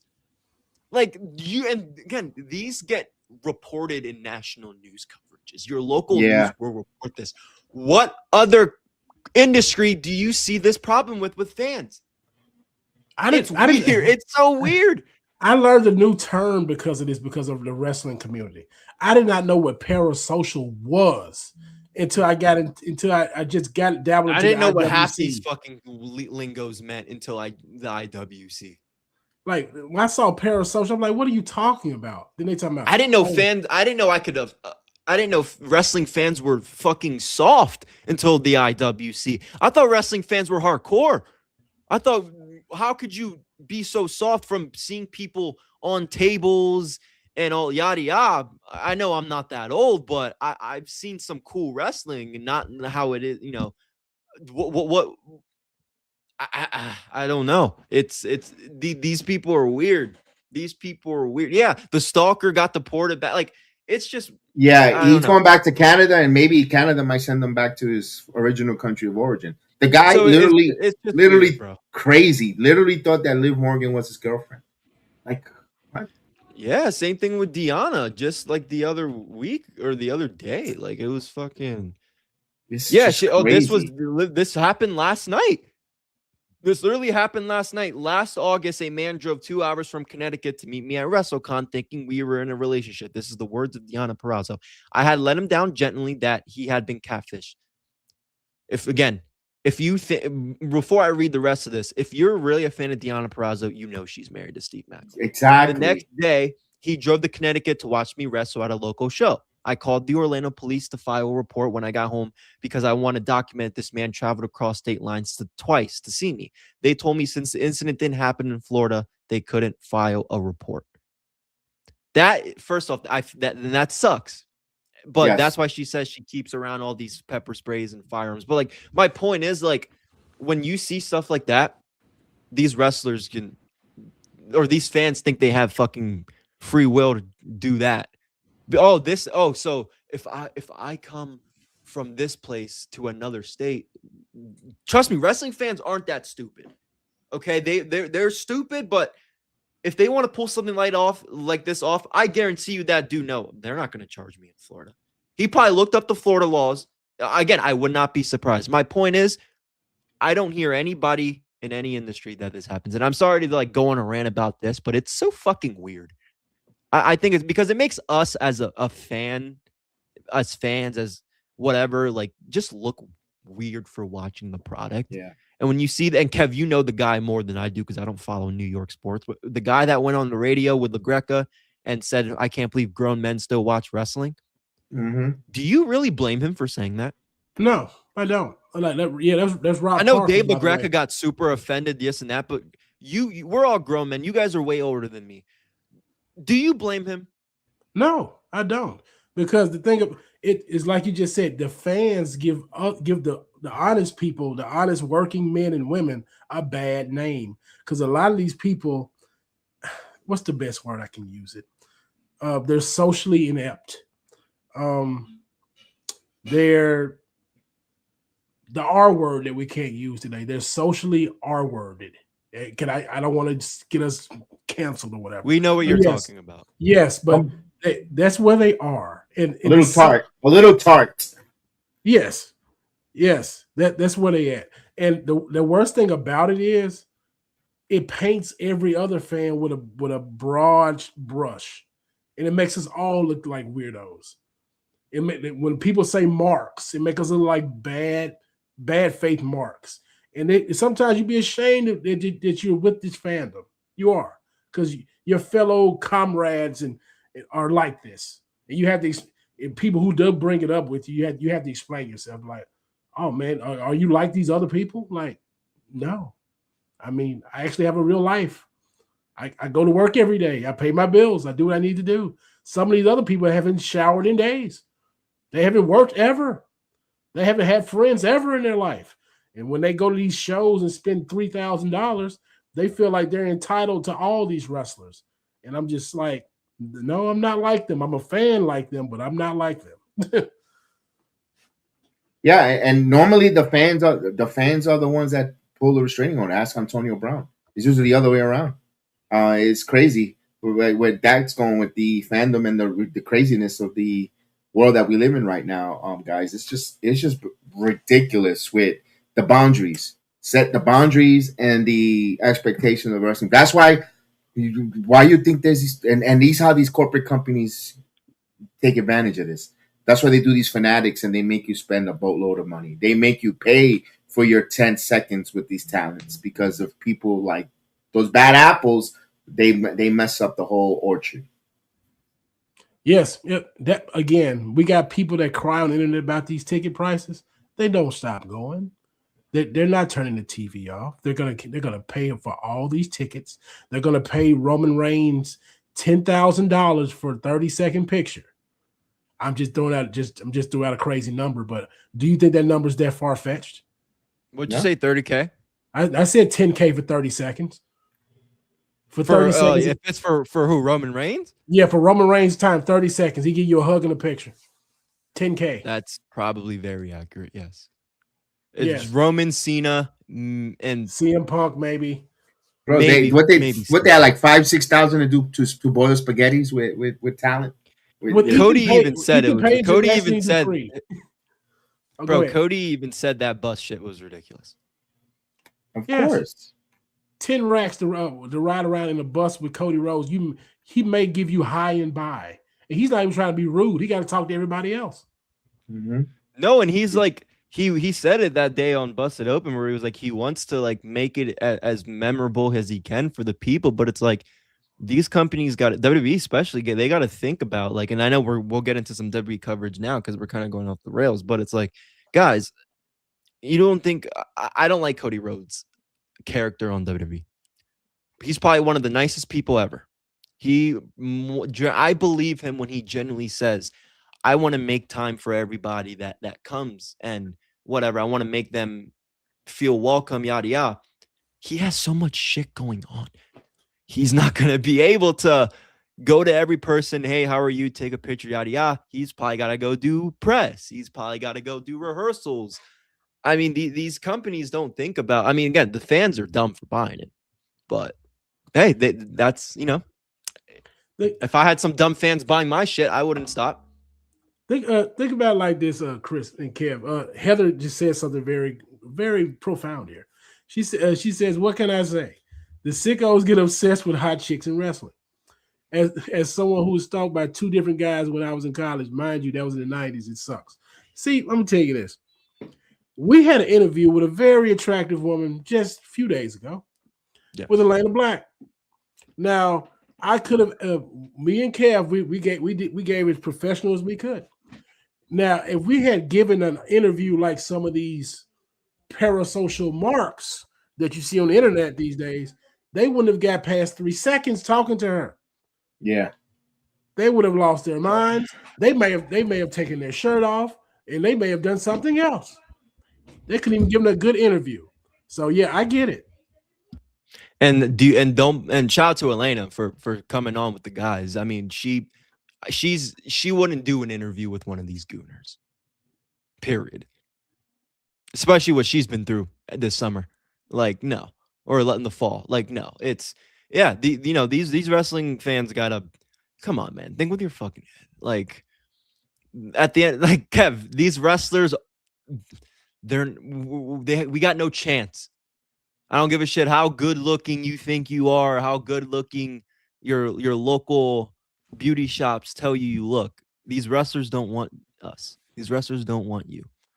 Stay in your lane. And then, but mental illness is a real thing. So it's mental illness. Just be nice. Just you know what? Do to others what you don't want to be done, what you want done to yourself. If you see a wrestler, and don't go with the intentions that you're going to get in his or her pants. If indeed that happens and that feeling comes upon you or that maniac, nonsense, and you see them out in the wild and you think, just be nice. Just say hello, be cordial, be nice, drop the defense so the defense could go drop down a little. Just be cordial. A simple, hey, how you doing? Nice to meet you. All that, I'll let you be. If they want to continue conversating, you don't. If they don't, let it go. It's fine. You know what? They put their pants on one leg at a time, just like you. Guess what? That's how each and one of these professional wrestlers. They just happen to entertain us in a level where we get to see them more often. They're just regular human beings. Treat them like that. Trust me, you're gonna get more out of them in conversation wise and get to know them. And maybe you do form a relationship, a friendship. We've done that through our interviews. I'm not gonna put any names with those talents. We have a couple talents that are friends with us that are now, now there's a strong bond. That whenever they need something, they ask us, or vice versa. And now there's a friendship. All started because, hey man, how you doing? Hey, how you? Tell me about how you love this art. Oh man, I love this. Simple. There's no second motive. There's no thought process. It's just treating them like a human being, like you want to be treated yourself. If you met someone, when you made friends with your best friend, remember that. Whether in school or in college or in life. Treat them now with that same respect. You're gonna get more out of it, man. Kev, I'm gonna tell you this. I'm gonna tell you this. A good bit of the people that we're talking about, they don't know what the golden rule is, and a lot of them are very socially inept and awkward. When they actually do meet a regular person in the wild, they don't know how to conduct themselves. So if they can't conduct themselves with the person that's making $8 at the Circle K, how you expect them to act when they see their favorite person on television? They're not gonna be able to compose themselves. They're not, and I'm not giving them an excuse. There's no excuse for this behavior. But these people, they don't have the practice of being with people because they're behind keyboards. They're at their house all the time, and they don't know how to interact with other human beings. That's all it is. Yeah. No. And look. I will share this. I used to be one of those people. Especially in my later high school years, I used to be, when I first started doing, I used to be one of those people. And I recommend, seriously, just be yourself. Don't be weird. Because I think when a lot of these people try a little too hard in the open, I was doing that for a while. Calm and cordial will get you so much farther, and you will genuinely warm up to meeting new people. I've learned that. I've learned how to do that over the last few years. So that's a tip. Just calm and cordial will get you so much farther than, excited right away, if that makes sense. And fans, we're not trying to shit on you. We're trying to help you be better people. Because trust me, we're not perfect people. We make mistakes just like anyone else. There's mishaps. But when it just comes to social interactions, there's a decorum that you must have in a society. And that's all we ask, because we want the wrestlers to actually embrace fans. We want this to happen. These people are actually scared of us collectively. It's sad. They shouldn't be. They shouldn't, because we're the people that gives them the life that they live. If it wasn't for us, they would not be living these lives. But they fear us because most of us do not know how to act. And we're not talking about children. These are grown men and women that they do not know how to act. And I just wanted to clean it up. Just clean it up. Yeah. Like if you need to take classes on that, do that. But please, we want the people that entertain us to not be scared of us. That's it. Right. I agree. Right. And in closing, their talent that's going to wrestle, don't treat them like they're strippers at your stripper club, at your local strip club. They're not there. No. If we're gentlemen here. We have been to a strip club maybe 1 or 2 times in our lifetime. The strippers out there to take your money to tell you fake sweet nothings. And they always come see me tomorrow. Why? Because you're gonna come back. You're gonna come back and want to pay for more lap dances and waste your money. They're not. These wrestlers are not that. Don't treat them that. Don't have that mentality there. They're art workers. They're gonna work their art, and that's the problem here. They don't know how to descend or have that discernment of what's what. Or when the show is off the air, that's done. I go back to this. Thor is not Chris Hemsworth. When I mean in real life, if I see him in the supermarket, you're Thor. No, he's not going to summon his hammer. It's in the local supermarket at all. You're right. You're right. So please give him that boundary. There reminded me of a video I saw of Solo Sikoa not too long ago. He was getting his luggage at the airport, and someone was talking about acknowledge him or something like that to Solo. And Solo told the guy, "Man, come grab these bags." We see him all the time. My wife sees him all the time in Aldi. She don't buy. She says, "Hey, he's buying shopping groceries. He's buying his groceries." He goes with his wife and his kids. Oh, I'm gonna go. I love you, Solo. Imagine me do that. Imagine me in Aldi's when I'm in the aisle getting some ham and cheese or getting some cheese, and I see him and I stop. I love you, Solo. That dude will burn out of that. You'll never go back to that supermarket again. I'll tell you this. There's a little interesting story, and then we'll get back to it. During Mardi Gras, a couple years before COVID had kicked off, I met Cam Jordan. This for our football fans. If you're familiar with Cameron Jordan of the New Orleans Saints, I met him down there at Mardi Gras. Yes, I met him down there at Mardi Gras, and I could have marked out. I could have lost my mind. I said, "What up, Cam?" You know what he did? He dapped me up, shook my hand like a real man, because I didn't lose my composure. And I'll tell you one thing, I was inebriated at the time too. A lot of you people can't act sanely with a sober mind. I was under the influence, and I shook my hands with a future Hall of Fame defensive end. So yes, there are ways to compose yourself out here. That's all I ask. You can have a great experience with some people that you do revere in whatever art that you watch. That's all we say. I agree with you. We got to experience that last year at Slam. So yeah, like with AJ Francis. I mean, what a phenomenal dude. I won't forget Joe Hendry, because we were just talking about softball until I wasn't gonna even ask him for the picture. I had my phone. I was like, "Yo, you mind if I take a selfie real quick?" He was like, and that's the perfect example right there with Chris. We were right next to Joe Henry. Oh, hey Joe, how do you come up with a song? How do you say your name? If we say your name, you're gonna turn around. No. Chris just said, "Hey man, you should have leaned into that pitch," or he was giving a softball tips. And that's how the like, conversation went. I asked him, "You play softball in Scotland?" He was like, "Not really, no." That's it. Simple. And had nothing to do with wrestling. He was talking to some kids. I was standing there. I went, "See it, bro," and he was like, "Whatever." And I was like, "Yo, you mind if I get one real quick?" And he was like, "Sure, why not?" And that's when we took the picture. I have it on my Instagram. Yeah, we just treat them like they're regular people, guys. Yes, they're just in a different tax bracket. That's it. These are still human beings. Right. Yeah. Now in private, after you're done, you want to mark out. That's different. That's of course, like damn, you can tell me. But I did when we got to the car. I was like, "Yo, I can't believe I just fucking met all those people."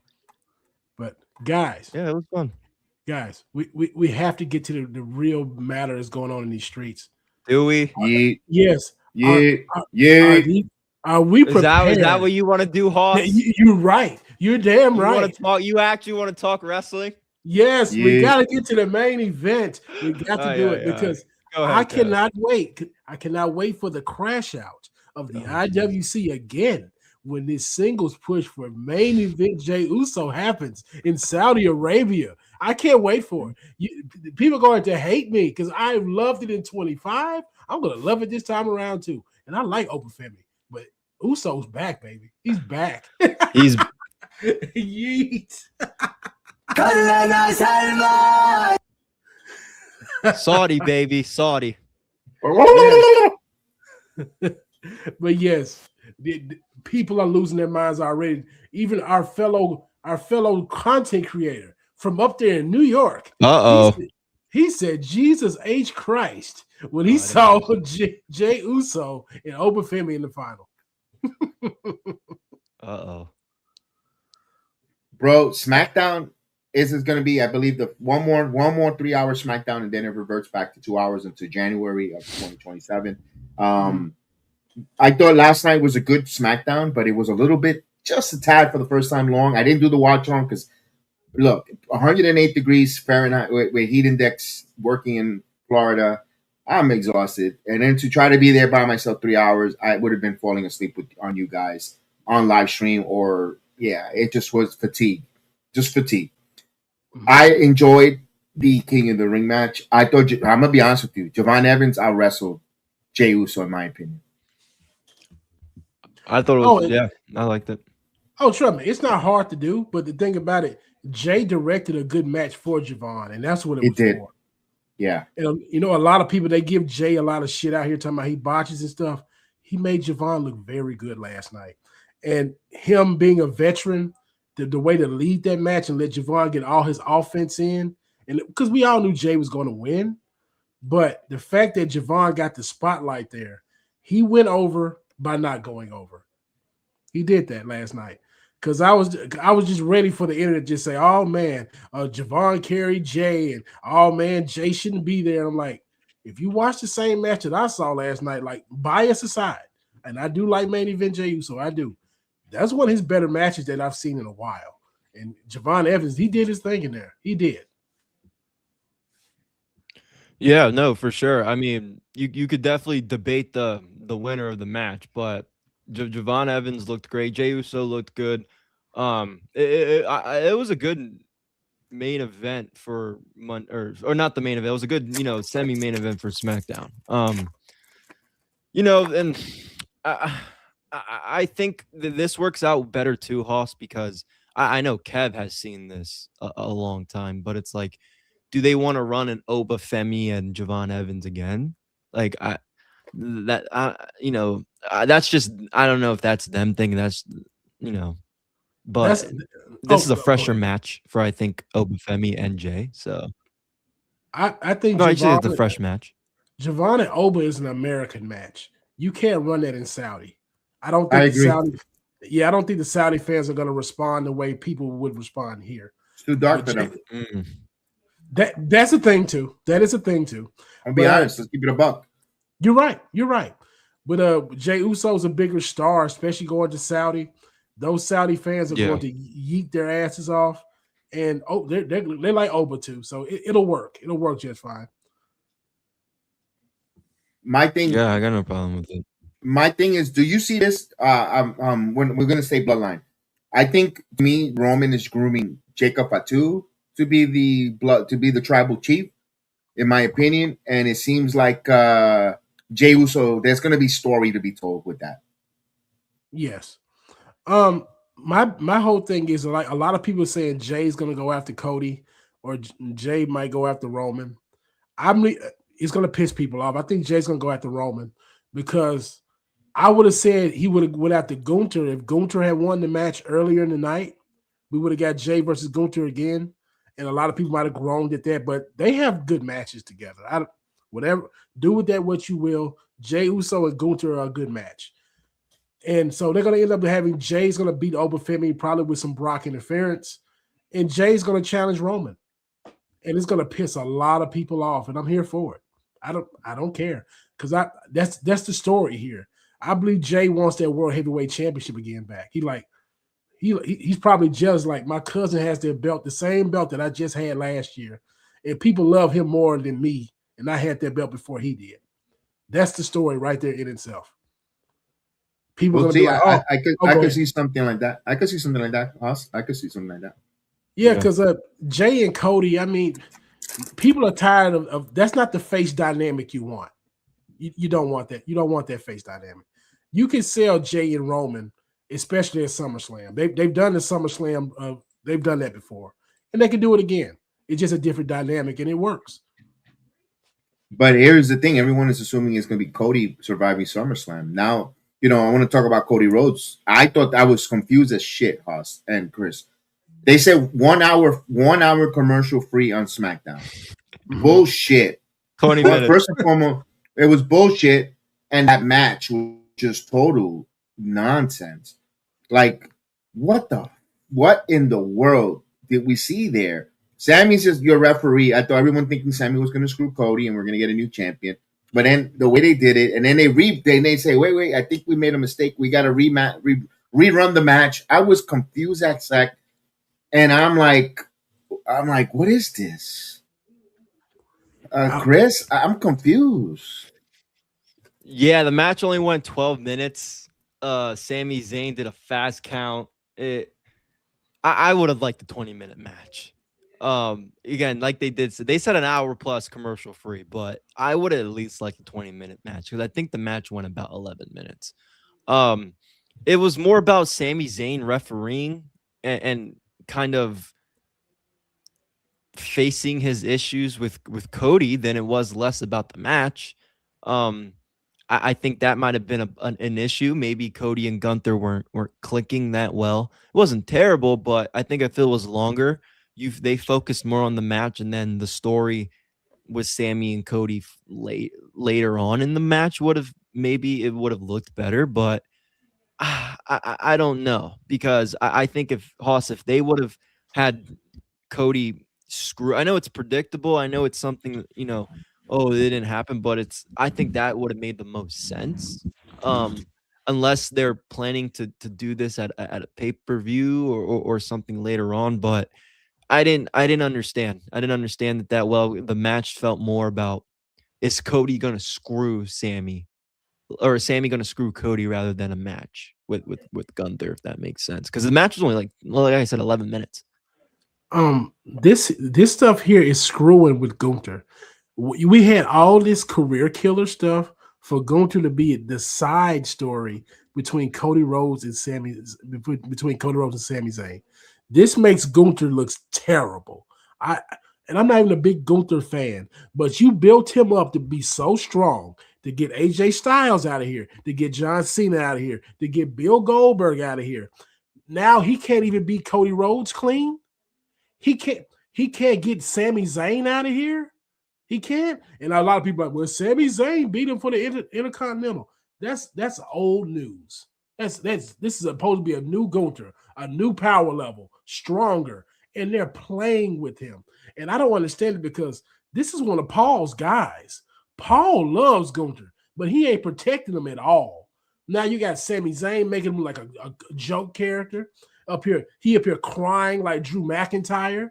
This is Gunther we're talking about. And that's why heels don't get respect in this company anymore. We got more heels getting cheered than getting booed. And it's bad. It's just bad. And here's Cody Rhodes not getting people over again. Here's the overarching argument. Cody Rhodes is not getting people over. This is the umpteenth guy that Cody Rhodes has danced with, and he can't get nobody over. And he's not even over as he is. I'm talking about Cody Rhodes. Cody Rhodes is not even over as he used to be, because he's boring now, and Gunther was already boring. He's just a superior wrestler. He can't be in the ring with this boring guy, Cody Rhodes. Sami Zayn, again, we give JD a lot of shit. Sami Zayn is the most interesting guy in this triumvirate right now. It is Sami Zayn, because people are sick of Cody, and people they can't even embrace Gunther because they don't book him correctly. And Sami Zayn might as well win a championship in Saudi next week, as far as I'm concerned. He might as well win it. So let me ask this, Haas. Gunther is what, your ring general? Am I correct? Correct. Right. He's in there, and he's this heel who retired these legends. Are you supposed to like him? No. But creative has a chance to really get the nuclear heat and not like him, and he should have been the ultra uber baby face in Cody Rhodes. Mm-hmm.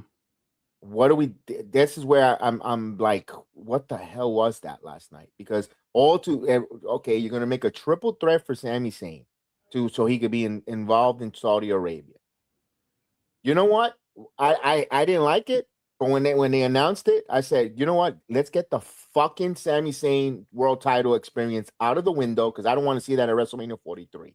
When WrestleMania 43 in Saudi Arabia, I don't want to see Sami Zayn holding the world title. If they're going to do it now for the summer, let him hold it in Night of Champion and see what kind of reaction he gets, yada, yada. Good, because you got guys like Femi, Ron Breakker, Drake Williams coming up the pipeline. I don't need Sami Zayn holding that title. Let him be the world champion. You know what? They're going to want to copy and paste what the AEW did with Darby Allin. Let this be their Darby Allin run with Sami Zayn as world champion. Fine. Let it happen. But boy, that I do not like the build. I don't like the way they're getting to this story. I don't like this plot twist they took. And then people have the nerves to complain about the bloodline being sick of it. This is different people in the bloodline. This is different story. We're seeing the ascendant of Roman Reigns becoming a high chief and pretty much tapping on the shoulder his next heir apparent to be the head of the table in the WWE while he leaves. But no, everybody doesn't want. Everybody don't. What I'm sick of is Cody Rhodes. I'm sick of Cody Rhodes and all the storyline he's in. It's fucking boring as hell. Give it to Sami Zayn. Let's move on. Let's see what was going on. I don't even think CM Punk is going to save this storyline. Oh, okay. And this. They did this on SmackDown. This could be some foreshadowing. Did you see the encounter that Jey and Sami had backstage? Yes. Did you notice that? Okay. Yes. Now, just let's say Jey wins King of the Ring, and Sami wins the title at Night of Champions. We could get Jey and Sami at SummerSlam. That's a match I would be willing to watch. I'd watch it. And I wouldn't complain about it. I like it. It's fresh. I don't mind it. It's not Jey. I don't want to see Jey and Cody. No, I don't either. I don't want to see. I don't want to see Jey and Cody. And you brought up there's some Roman and Jey SummerSlam match in Detroit. I don't want to see that again. If I just had my pick, I would take that. I would take that rematch over Jey and Cody. But if you give fair, no, but I agree with you 100% because the story alone, Hoss. Right. Story alone. Yes. So here's more bloodline. Here's more bloodline lore right here. If you get Jey and Sami at SummerSlam for the undisputed title, you're gonna piss people off too because it's bloodline. It's soaked in bloodline. But guess what? Yeah, they're the most interesting thing on the WWE right now. And I know a lot of people don't like this either. Everybody cannot be at the top of the card. Like if Roman Reigns is at the top of the card, he lets you know I'm putting my family on. This is what we're going to do. So as long as Roman Reigns is the biggest draw in this company, and you can argue till the cows come home, he still is the biggest draw in this company. He is going to put his family forward. I can't blame him for that. I'd do the same thing if I had that type of pool. Fans be damned. I would do the same thing. So be mad at that if you will. That's real. But, that's realism right there, Haas. You're talking realism. Yes. So, but this whole Cody Rhodes experiment, take the belt off of him, have him get pinned. He needs to get pinned clean next week. I'm talking about Sami Zayn get pinned clean. And we can get Sami and Gunther or Sami and Jey, whatever you get Cody Rhodes out of this equation. He can go get interesting without a belt. Yeah, go be QB1 without a belt. Let's see how phenomenal you are without a belt because you're boring as shit with the belt. Like everybody, I've been one of these people too. I say he's a better chaser than a champion. Let's see that again. Let's give you some new life.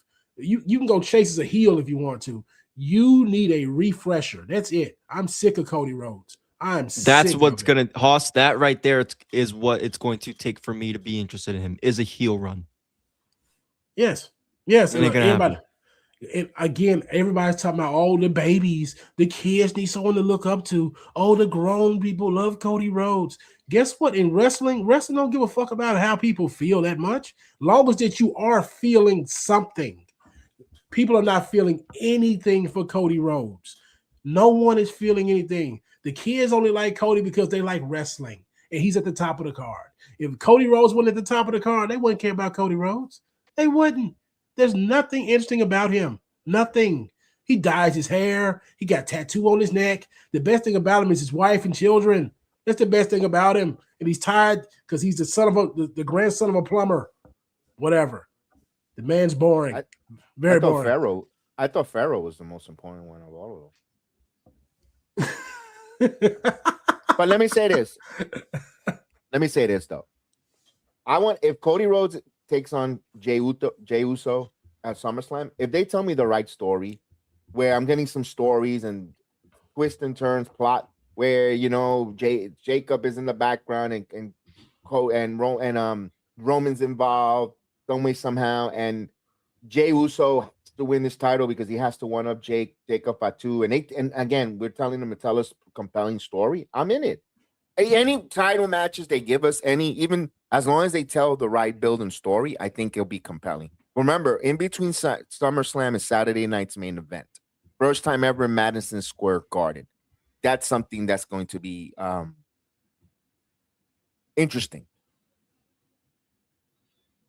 Man, I don't know. Like we have to have faith in the booking, and that Paul lost all equity with me 2 years ago. Like he hasn't. That's fair. That's fair. Fair comment. Yeah, because I mean that's fair. They blew the load at 40, 41, and 42 have been rough. Just been rough, and everybody can blame TKO. Common denominator. What is it? Who's the wrestler in the main event? Oh, well, that goes without saying. Yeah.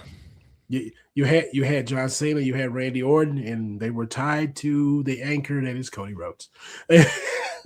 and then booking the celebrities didn't help for the fans either, with Travis Scott at WrestleMania 41, and then this past WrestleMania with McAfee. I know, again, we might be not talking about us, but the general fan perception, they hated it with their involvement. That didn't help Cody Rhodes either. That's fair.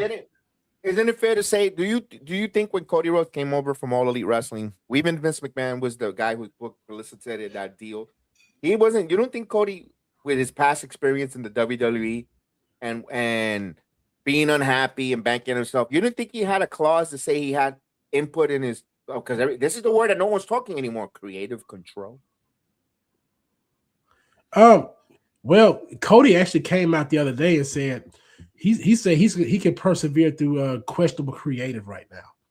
So he basically buried the booking without saying it. But do you think he has any direction of creative control in his character? No, because it seems like the last few WrestleManias they've I don't think he wanted. I don't think he would have McAfee in a story involving Randy Orton. Okay. I don't. And when Travis Scott punched him in his face, yeah, I don't. Why would Cody want to work with that? Like he might have a. I don't know if this is creative control. Fully, it could be. It could not be, depending on how you look at it. I think maybe he has like a, hey, this is what I'd like to do. Whatever. We kind of saw some of it on Unreal with Cody Rhodes, or with Hunter Triple H going up to Cody, yada yada yada. I don't think he genuinely knew when you watch the Unreal going in with Cena were some of the things. Like, that's why I like, he may have a, hey, this is where I like to go, but I don't think so. Okay. Just by the little things that I've looked at. I just wanted to ask that question because again, you're repeating the same thing. You know, if he had creative control, guys, and he's a smart dude, hey, guys, it didn't work the first time. Why are we doing this again? I don't think Triple H actually cares about what's going on with his job. TKO keeps bringing money reports in his face. He's like, oh, we made profit. Oh, we're turning profit. I don't have to do anything. And I believe that's what it is. That's exactly what's going on. Like, Paul has no pressure to do anything, so he's not going to do anything. He's just going to spin his wheels. Like, Nick Khan comes out every week and says he doesn't listen to the internet. We don't listen to the vocal minority. We don't listen to them. And we're going to keep getting blamed Cody Rhodes until people stop filling out of arenas. And that may not ever happen because these wrestling fans are overzealous and they'll keep buying these tickets. Fair enough. What's going on, Rams fan? We saw we know that they do the GCW does the. No, I am not orange freshly squeezed. Bro in the ballpark. We did that last year. They did that last year, the weekend before, the Saturday night before Slammiversary. I believe Tommy Dreamer was there. Mike Santana wrestled, something similar along the lines there. Yeah, we know that they've done that. Maybe they'll emulate that. I know they've done that before on there. Guys, I wanted to talk about this with Liv Morgan. Okay. Last night she defeated Charlotte Flair, where people are questioning if there is a knee injury legitimately to Charlotte Flair. I think to me was kayfabe, because when you're as great as Charlotte Flair, you could sell anything. Like they say, you could sell ice to an Eskimo in Alaska. She saw that knee also getting attacked by Jade Cargill and her group prior to the match and gutting it out. I want to talk about Liv, her winning and moving on to the finals. I know the internet is losing their mind. Why this and this and that? I have no problem, to be honest with you. I'm in the minority. I'm gonna go over to you, Chris. Your thoughts of Liv winning? Liv winnings, I mean, I want to see where they're going with it, because going back to Charlotte real quick, she did sell that very well. Yes. The only reason why you could believe there is some legitimacy is because we all know her history with her ACLs. That could be the only reason why some people might believe. I just want to throw that out there, because she does have a very, very hurt, like Elena Black, maybe even worse, like a very bad ACL, whatever.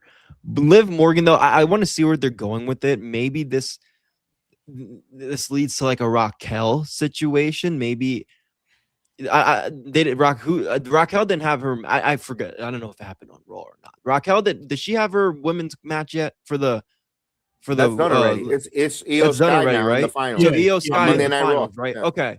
See, I totally forgot about Raw this weekend. I'll be honest. So what are we gonna do? Her and IYO twice? Is IYO gonna win the Queen of the Ring, and then they're gonna fight again at SummerSlam? That's my worry. I'm gonna tell you what's gonna happen here. I don't know where else they're. I'm in the loss of it. Yeah, go ahead, House. My bad. I believe Rhea Ripley's injury has changed the whole dynamic of the Queen of the Ring.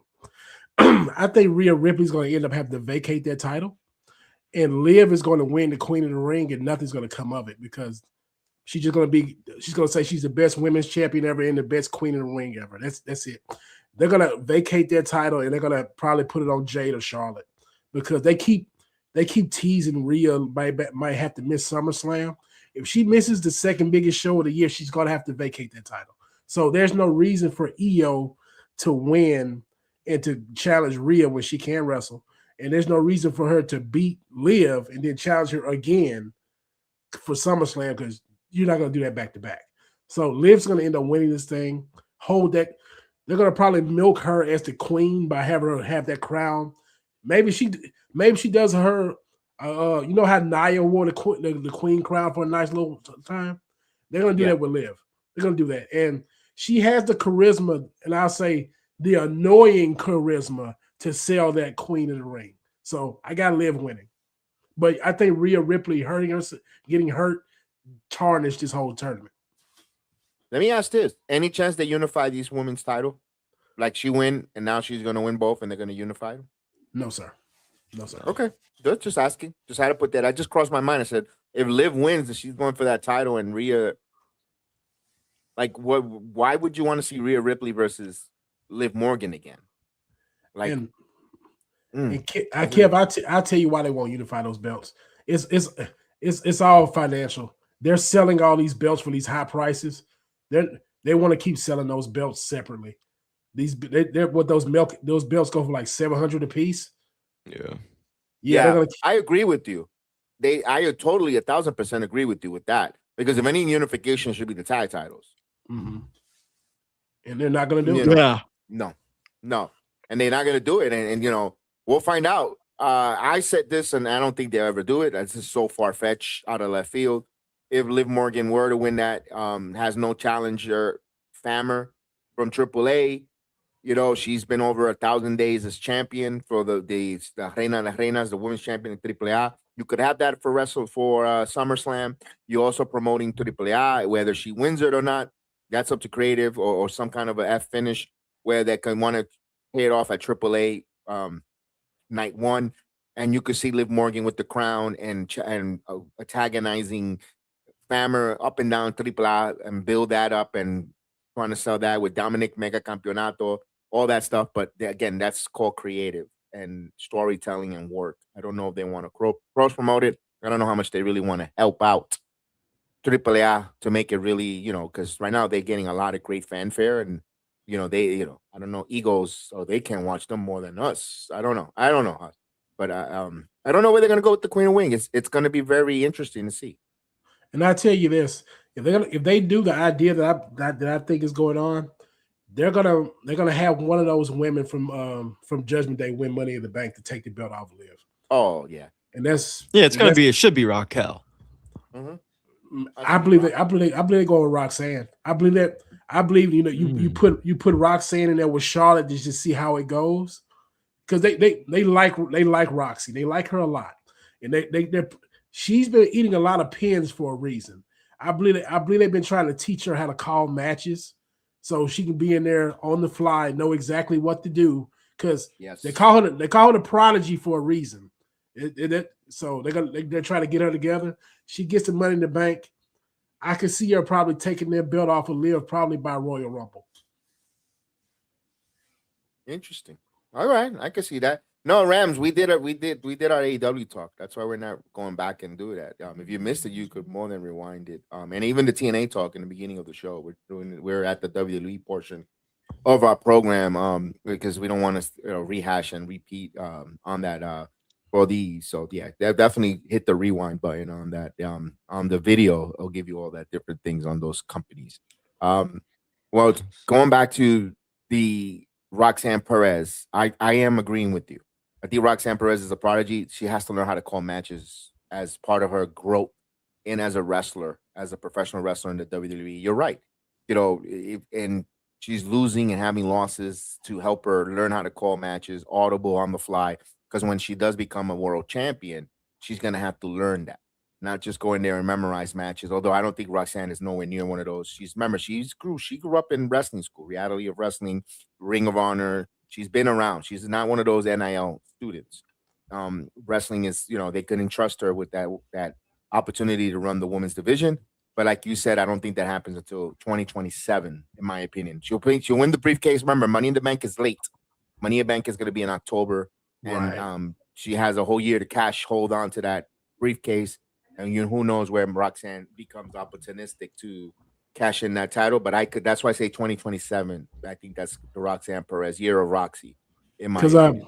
Because Kev, I think they're propping up Roxy to be their new Sasha or Becky Lynch. They're gonna have her call the match, because if you notice, they're calling up bigger women these days. You got to still have that small woman, the big woman dynamic. They're gonna have Roxy going against the Lash Legends, the Jade Cargills, the Jordan Graces, these big behemoth women. They're gonna have the small, pretty baby face to sell it. It's gonna be Roxy to be that. Sure. Yeah, I could see that. I could see that going forward. I'm actually surprised that they're adding 6 matches to the Night of Champion card. We're gonna get a Jade Cargill and Tiffany Stratton United States title match. I don't think Jade wins that. I can't see her taking the title away from. We'll break down that Night of Champion card soon during the week, but I don't see that happening. I'm waiting for Monday Night Raw so we get the full gifs of the card. Which, by the way, Monday Night Raw program is going to be at 2:00 in the afternoon. They're in London as they go back across the pond. And interesting to see that. I'm interested to see what's going to happen in that Women's United States title. And I'm actually shocked they actually made that card there because, again, Saudi Arabia is not very receptive if you're too dark. It's Night of Champions. I don't mind it. I think Saudi Arabia asked for more content and they appeased them. They're like, okay, we'll give you one more match. You can't choose the match, but we'll give you one more. And it's just, again, it's more lazy booking. This is the same title reign, the title match that we had last year for the world women's title. It's the same competitors. So you're right. They're gonna run the same playbook. They're gonna run the same playbook. Like Jade might lose the first 2 times, and then she beats Tiffany at SummerSlam. You're right. It's what we're gonna do. You made a good point. Good observation. Tiffany's not doing much with that U.S. title, it seems like. Absolutely nothing. I mean, that title is cursed. There's nothing you can really do with it because they don't book you properly. And they booked the IC title pretty decent, though. The truth is, it's not hard to book Becky Lynch, though. It's not hard. Like, she's an established name. People love her. They love her. They love to talk about her. It's easy to book it. With Tiffany Stratton, Jade Cargill, Chelsea Green, whoever you put in that U.S. title hunt, if you're not going to book them to be world beaters, there's no way that title's going to be propped up. And they got too many heavy hitter women over there on SmackDown to book them like that because it's always 50-50 booking. They didn't book Julia Strong. Chelsea's a comedy gimmick. They're not gonna book Tiffany Strong because she's gonna lose to Jade. Jade might have the best chance to prop it up, but then she won't defend the title, but nothing but twice until she loses. Bad booking is killing that division. That's it. You're right. Bad booking is killing that United States women's title, and that's why I want nothing to do with JC Jane in that title. Keep my girl away from her. Yeah, I Keep agree, man. her away.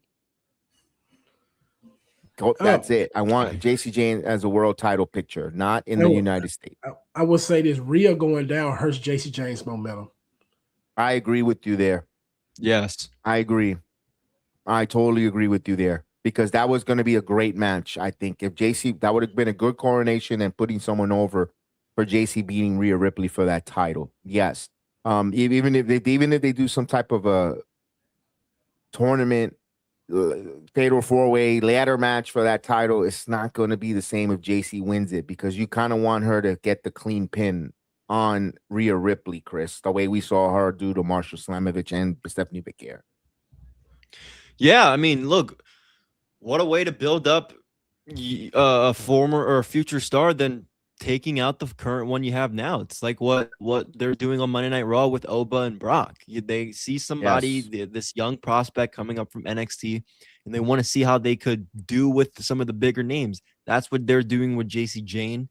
And I agree with Hoss that could kill her momentum just a little bit because who's over on the roster like Rhea Ripley? It's not Charlotte. Charlotte lost her match last night. That proved that. Liv's on SmackDown. She's a champion for the other brand. I that's what I'm saying. Who's on this roster with Rhea gone that's going to help elevate JC Jane? JC Jane damn near feels like the biggest star on the roster on the women's side. If you look at it, she has the more potential. She's the one that clearly people are the most focused on. And there's more established talent on the brand. Like Hoss, you mentioned Tiffany, Jade.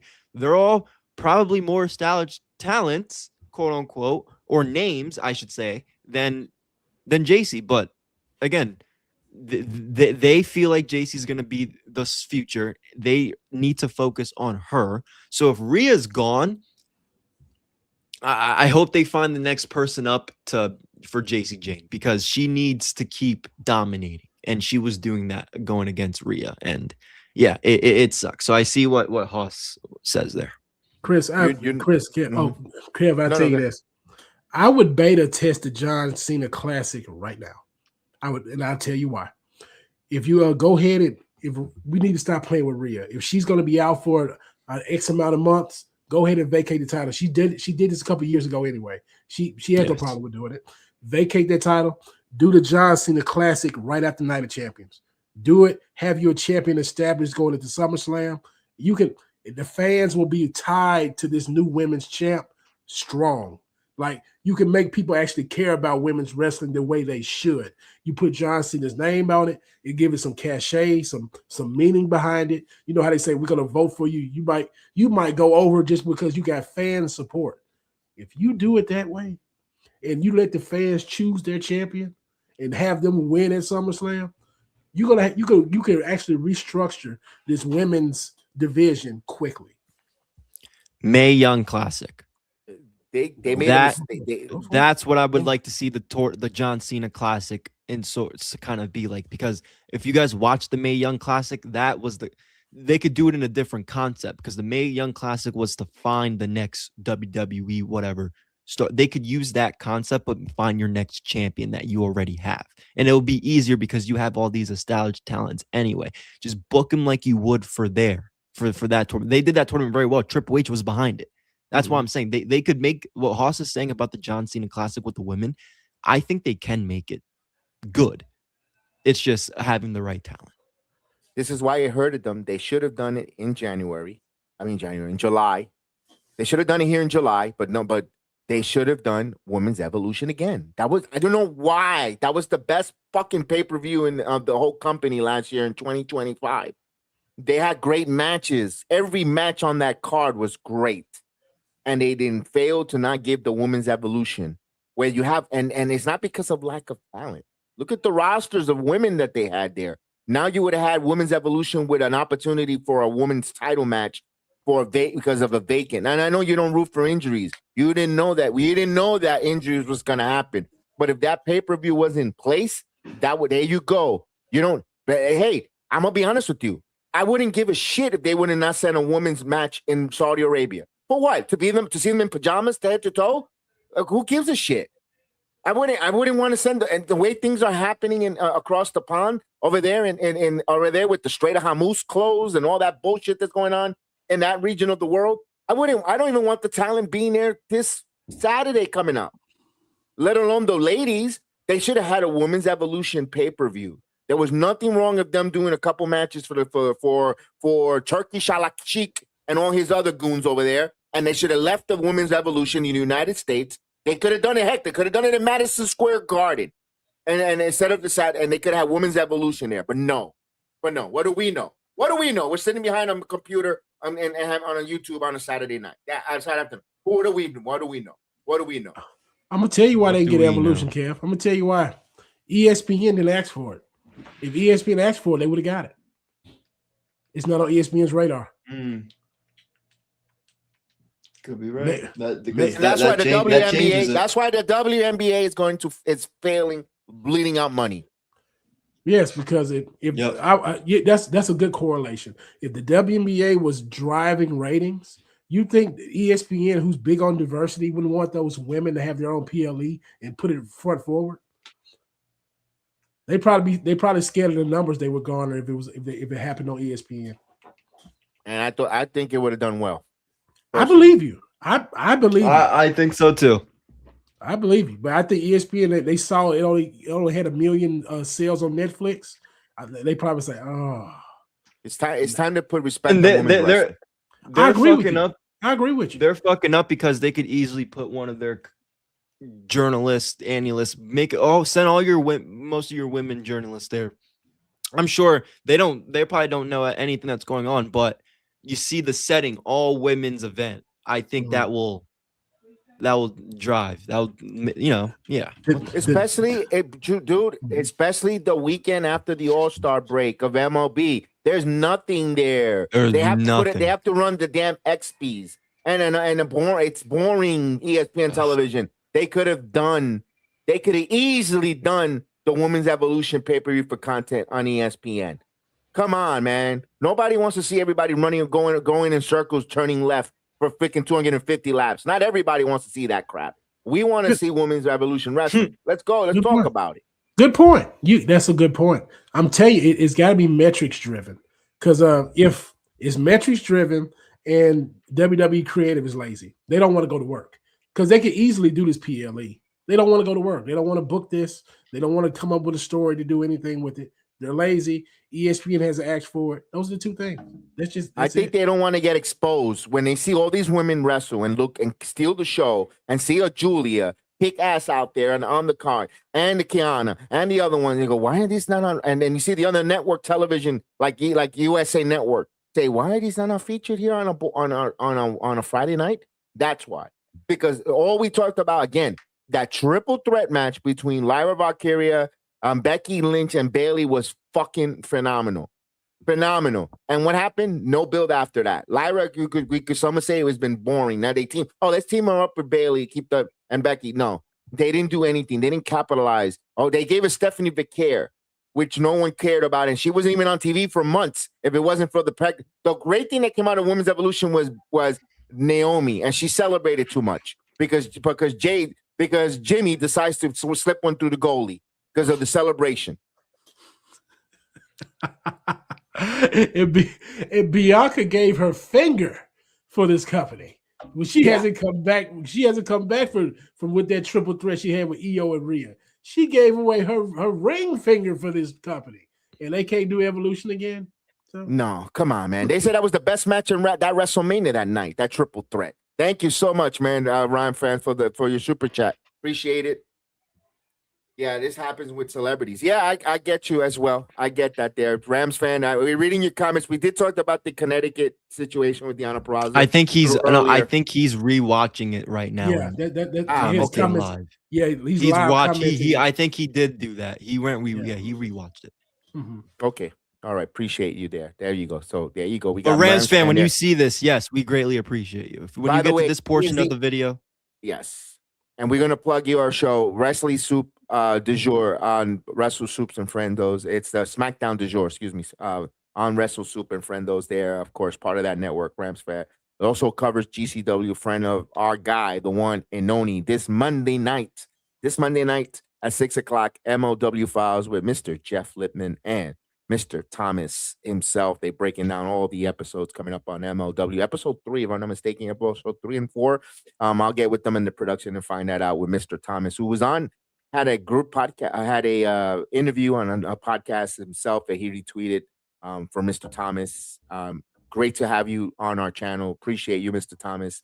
Man, what a great welcome on our program, as well as Mr. Jeff Lippman. They've been a blessing and an honor to work with behind the scenes, and ready to go. MLW Files. So Major League Wrestling Files with the one and only Jeff Lippman and Mr. Thomas. Check them out. They've done, doing some great stuff there on Monday night. Of course, Dynamite Review. Don't forget the couple interviews that dropped. Of course, ours with me and Haas with the TNA Elena Black. Great job there for her. And of course, Steve Macklin. Yes, Mayhem for All with the Famous Davis show on the Sports Jedi Network. Check out that. They're talking Boca Raton wrestling and so much more. And of course, Matt Riddle, part of course, and of course, Famous Davis, I believe, coming up has Joe Sawyer, aka Joe Gacy, coming up on their program. They're going to have an interview with him. That's going to be there on the Famous Davis show. Giving them a quick plug, a quick shout out to them on doing their thing there on the Small Section podcast. And also the guys at Nap God and Monkey the Brass with the, what's it called? The mashup, the multiverse mashup. I want to give them that plug as well. Multiverse mashup, the world of anime and more. So they keep doing that on the Sports Jet. And we're going to have Marie Shadows. Yes. Talking about New Japan Pro Wrestling. We'll have Marie Shadows on there. Don't forget, I'm going to put the description on our videos and our podcasts on all the socials for Marie Shadows to follow her and her Substack, tape sessions, everywhere you can follow her on Instagram. Let's get her numbers going. Let's show her love. She does a great job with this film, with the tape studies on all the different wrestling matches, whether it's, and we got to support, where she's not there, like, and it's not taking shots, because you ladies, if you got, you're there for the looks and want to be, oh, look at me. She's getting there, nuts and bolts, rolling up her sleeves and dissecting the matches. You're not going to get that from Sleazy Bond. You're not going to get it from Portal. You're going to get it from Marie Shadows. The nuts and bolts, the breakdown of the matches, all the colorable types, what could be done different, what could be done there. He brings it, hard-hitting truth. Let's support Marie Shadows because she knows what she's talking about. And she's getting into the business. Her resume speaks for herself. Google it, Marie Shadows, and you'll definitely find out who she is. And you know what she's talking about. So, in case you didn't know, you better call somebody, let her know. Guys, our final. We'll be fine real quick. We'll next week when tonight the more of the New Japan Forbidden Door matches should be announced. So we will be doing a prediction. Marie Shadow should be joining myself and Haas, and Kev, all that stuff. We'll set it up all behind the scenes, but just want to let you guys know as well, since we're talking about her, she most likely will be joining us for a little New Japan preview, since me and Haas don't give a shit about any of these Japanese wrestlers, so she could educate us.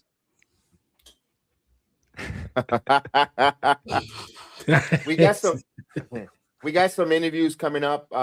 Stay tuned. Hit that. That's why I tell you guys, hit that like, hit that notification button on our YouTube side. We announce them, but sometimes your life moves fast. Life moves quick. You're on the go, and you don't know. Like, oh, these guys. The Elena Black interview came like lightning. You ready? We're ready. Yes, we're ready to go. So forth, and even the Steve Macklin for the guys at Famous Davis. That was something that I don't know how long that was but that was announced minutes and that went on the air live. All that stuff there. We got some interviews that we're waiting for confirmation. We don't give them out because we wait for confirmation. Like responsible people, we don't want to get your hopes up. But we got some major big interview talents coming up in the next few weeks. One that we do say we could announce. Vinny Pacifico will join us June 30th. Vinny Pacifico will be joining us. That's official. We're gonna have a conversation with Mr. Pacifico. He's on a set of a thriller movie that's wrapping up. Also, you see him all over the independent scene. Love to have that conversation with here. I do want to say one more thing though. One more thing that one piece of knowledge, because I don't like to put a title up and clickbait and we don't talk about one thing. One topic was CM Punk. I know I wanted to wrap up, but I have to be truthful to our thumbnail, guys. CM Punk is returning back to commentary in the MMA world, combat sports. I know there's been that. We talked about it last week about the rumors of him possibly fixing burn bridges. Then WWE quickly shut that narrative, says he's coming back for the Fanatics, and we're going to see him into the July 6th Monday Night Raw at Chicago. Chris, I'm going to go to Haas first for a minute. Him back at MMA doing for the combat. What's your thoughts on Punk returning for even in commentary for the MMA? I mean, first of all, what company would he be doing? Would it be UFC? Because since we're no, it's not a UFC. It's one that he's been working for right now. Combat Club, I believe it's Combat Club. I'll double check the name of it. I know I had it here. I switched computers. And it's been the company he's been doing commentary host for that company for forever. Okay, well, before he returned to WWE, right after he left, right after he quit AEW, that was his gig. Okay, well, he just trying to put it out there business wise. That's what it is. No, he doing plugs. So I don't know how big a deal it's going to be, but it's something. Give him something to do, I guess. All he's doing is just commentating. He'll be there on July 6th. I don't see and if he's not, then we can have this conversation again. Yeah, just doing some promo. I just think he just wants to commentate MMA, bro. I'm gonna say for this, it's like, because I know people are like, well, he barely defended the title. Maybe he's gonna do more things later on this year, going into next year, and he's just doing what he wants. I mean, he lost the title at WrestleMania. What are you going to plug him in and do? You're not going to do him and Cody right away. You're not going to do him and whoever. So who cares? Like, I'm not talking about us. I'm talking about the fans, the dirt sheet journalists that are writing these articles. Who cares? You act like this is the first time he's done this. He's been doing this commentary before he returned that Survivor Series. I'm pretty sure he did it one more time since he's been with WWE. He just wasn't the champion. These internet dirt sheets got to relax. If he's not there in Chicago, then okay. There's, when is he coming back? But he'll be back whether it's on Raw or SmackDown in the next month, in my opinion. You know what this is, because they're just chasing content. You know how it is. They're chasing content for clicks. No, I mean, they're doing a good job, I guess, but I'm talking about the writers and the Fightfuls and the Body Slams who are reporting this shit. You people who I'm coming at right now, it's not a big deal. It's our job to tell you guys that. Do you guys see this as a big deal? Am I on the same page? Are we on the same page? Or am I deal? I don't see it's a big deal that he's returning to do commentary or something that he's done before. Maybe some. Exactly. You got nothing for me right now, creative. And I'm not back until I'm on vacation or time away for non-creative reasons. And probably ran that by them. Can I do commentary for this event?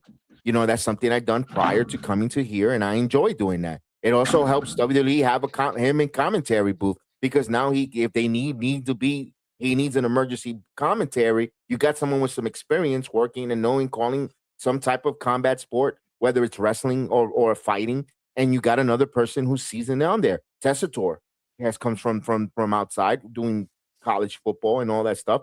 Pat McAfee doesn't help. The more skills you have, the more and you have it for CM Punk, the better it is. I don't see anything with him leaving the company or disagreeing agreement. No, there's going to be when Punk a day where Punk is no longer part of the WWE again.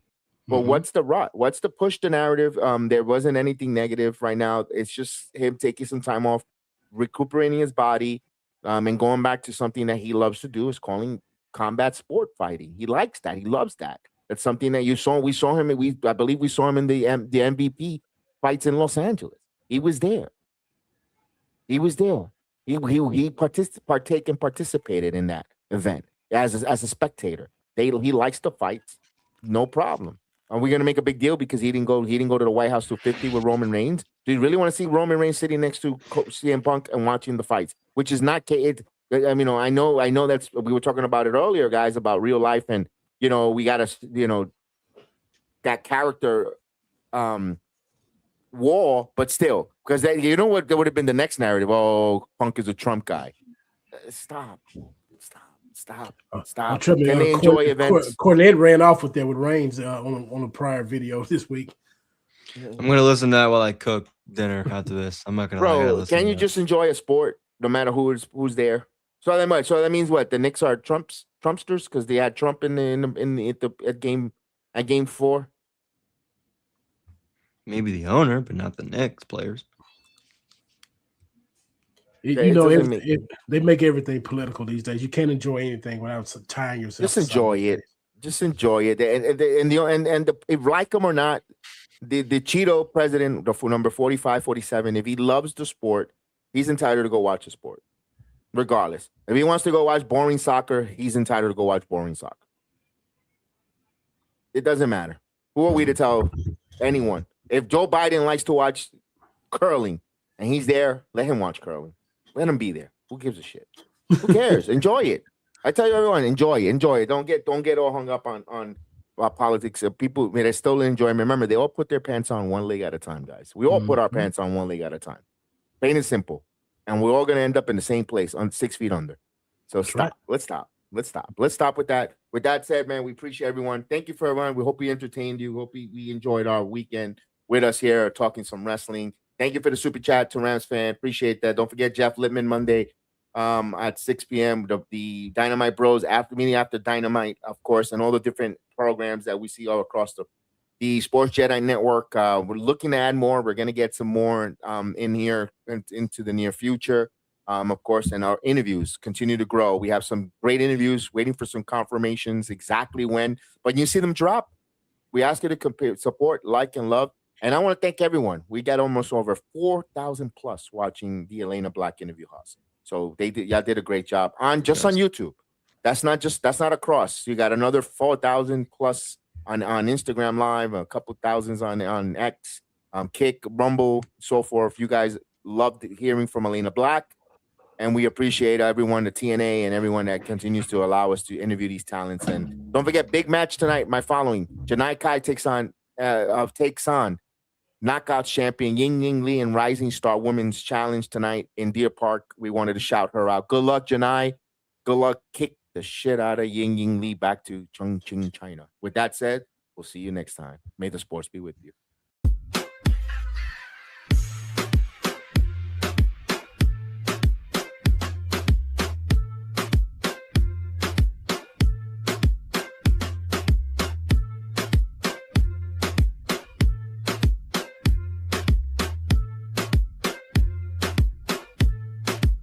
Yo, what's going on? This is the youngest in charge, Leon Slater, and you're listening to the Sports Jedi Network. You get me? You're watching Jedi Sports Network with Kev. I'm Tom Hannafin from TNA Wrestling. You're watching the Jedi Sports Network. Tune in to Heel of the Ring podcast on the Sports Jedi Network channel. May the sports be with you. What's up, Kevin? It's me, Miles Bourne. I just wanted to come on here real quick and say thank you for your support. I really appreciate it, and the fact that you're there every Tuesday really means a lot to me. Hey guys, this is Elena Black, and you are watching Sports Jedi Network.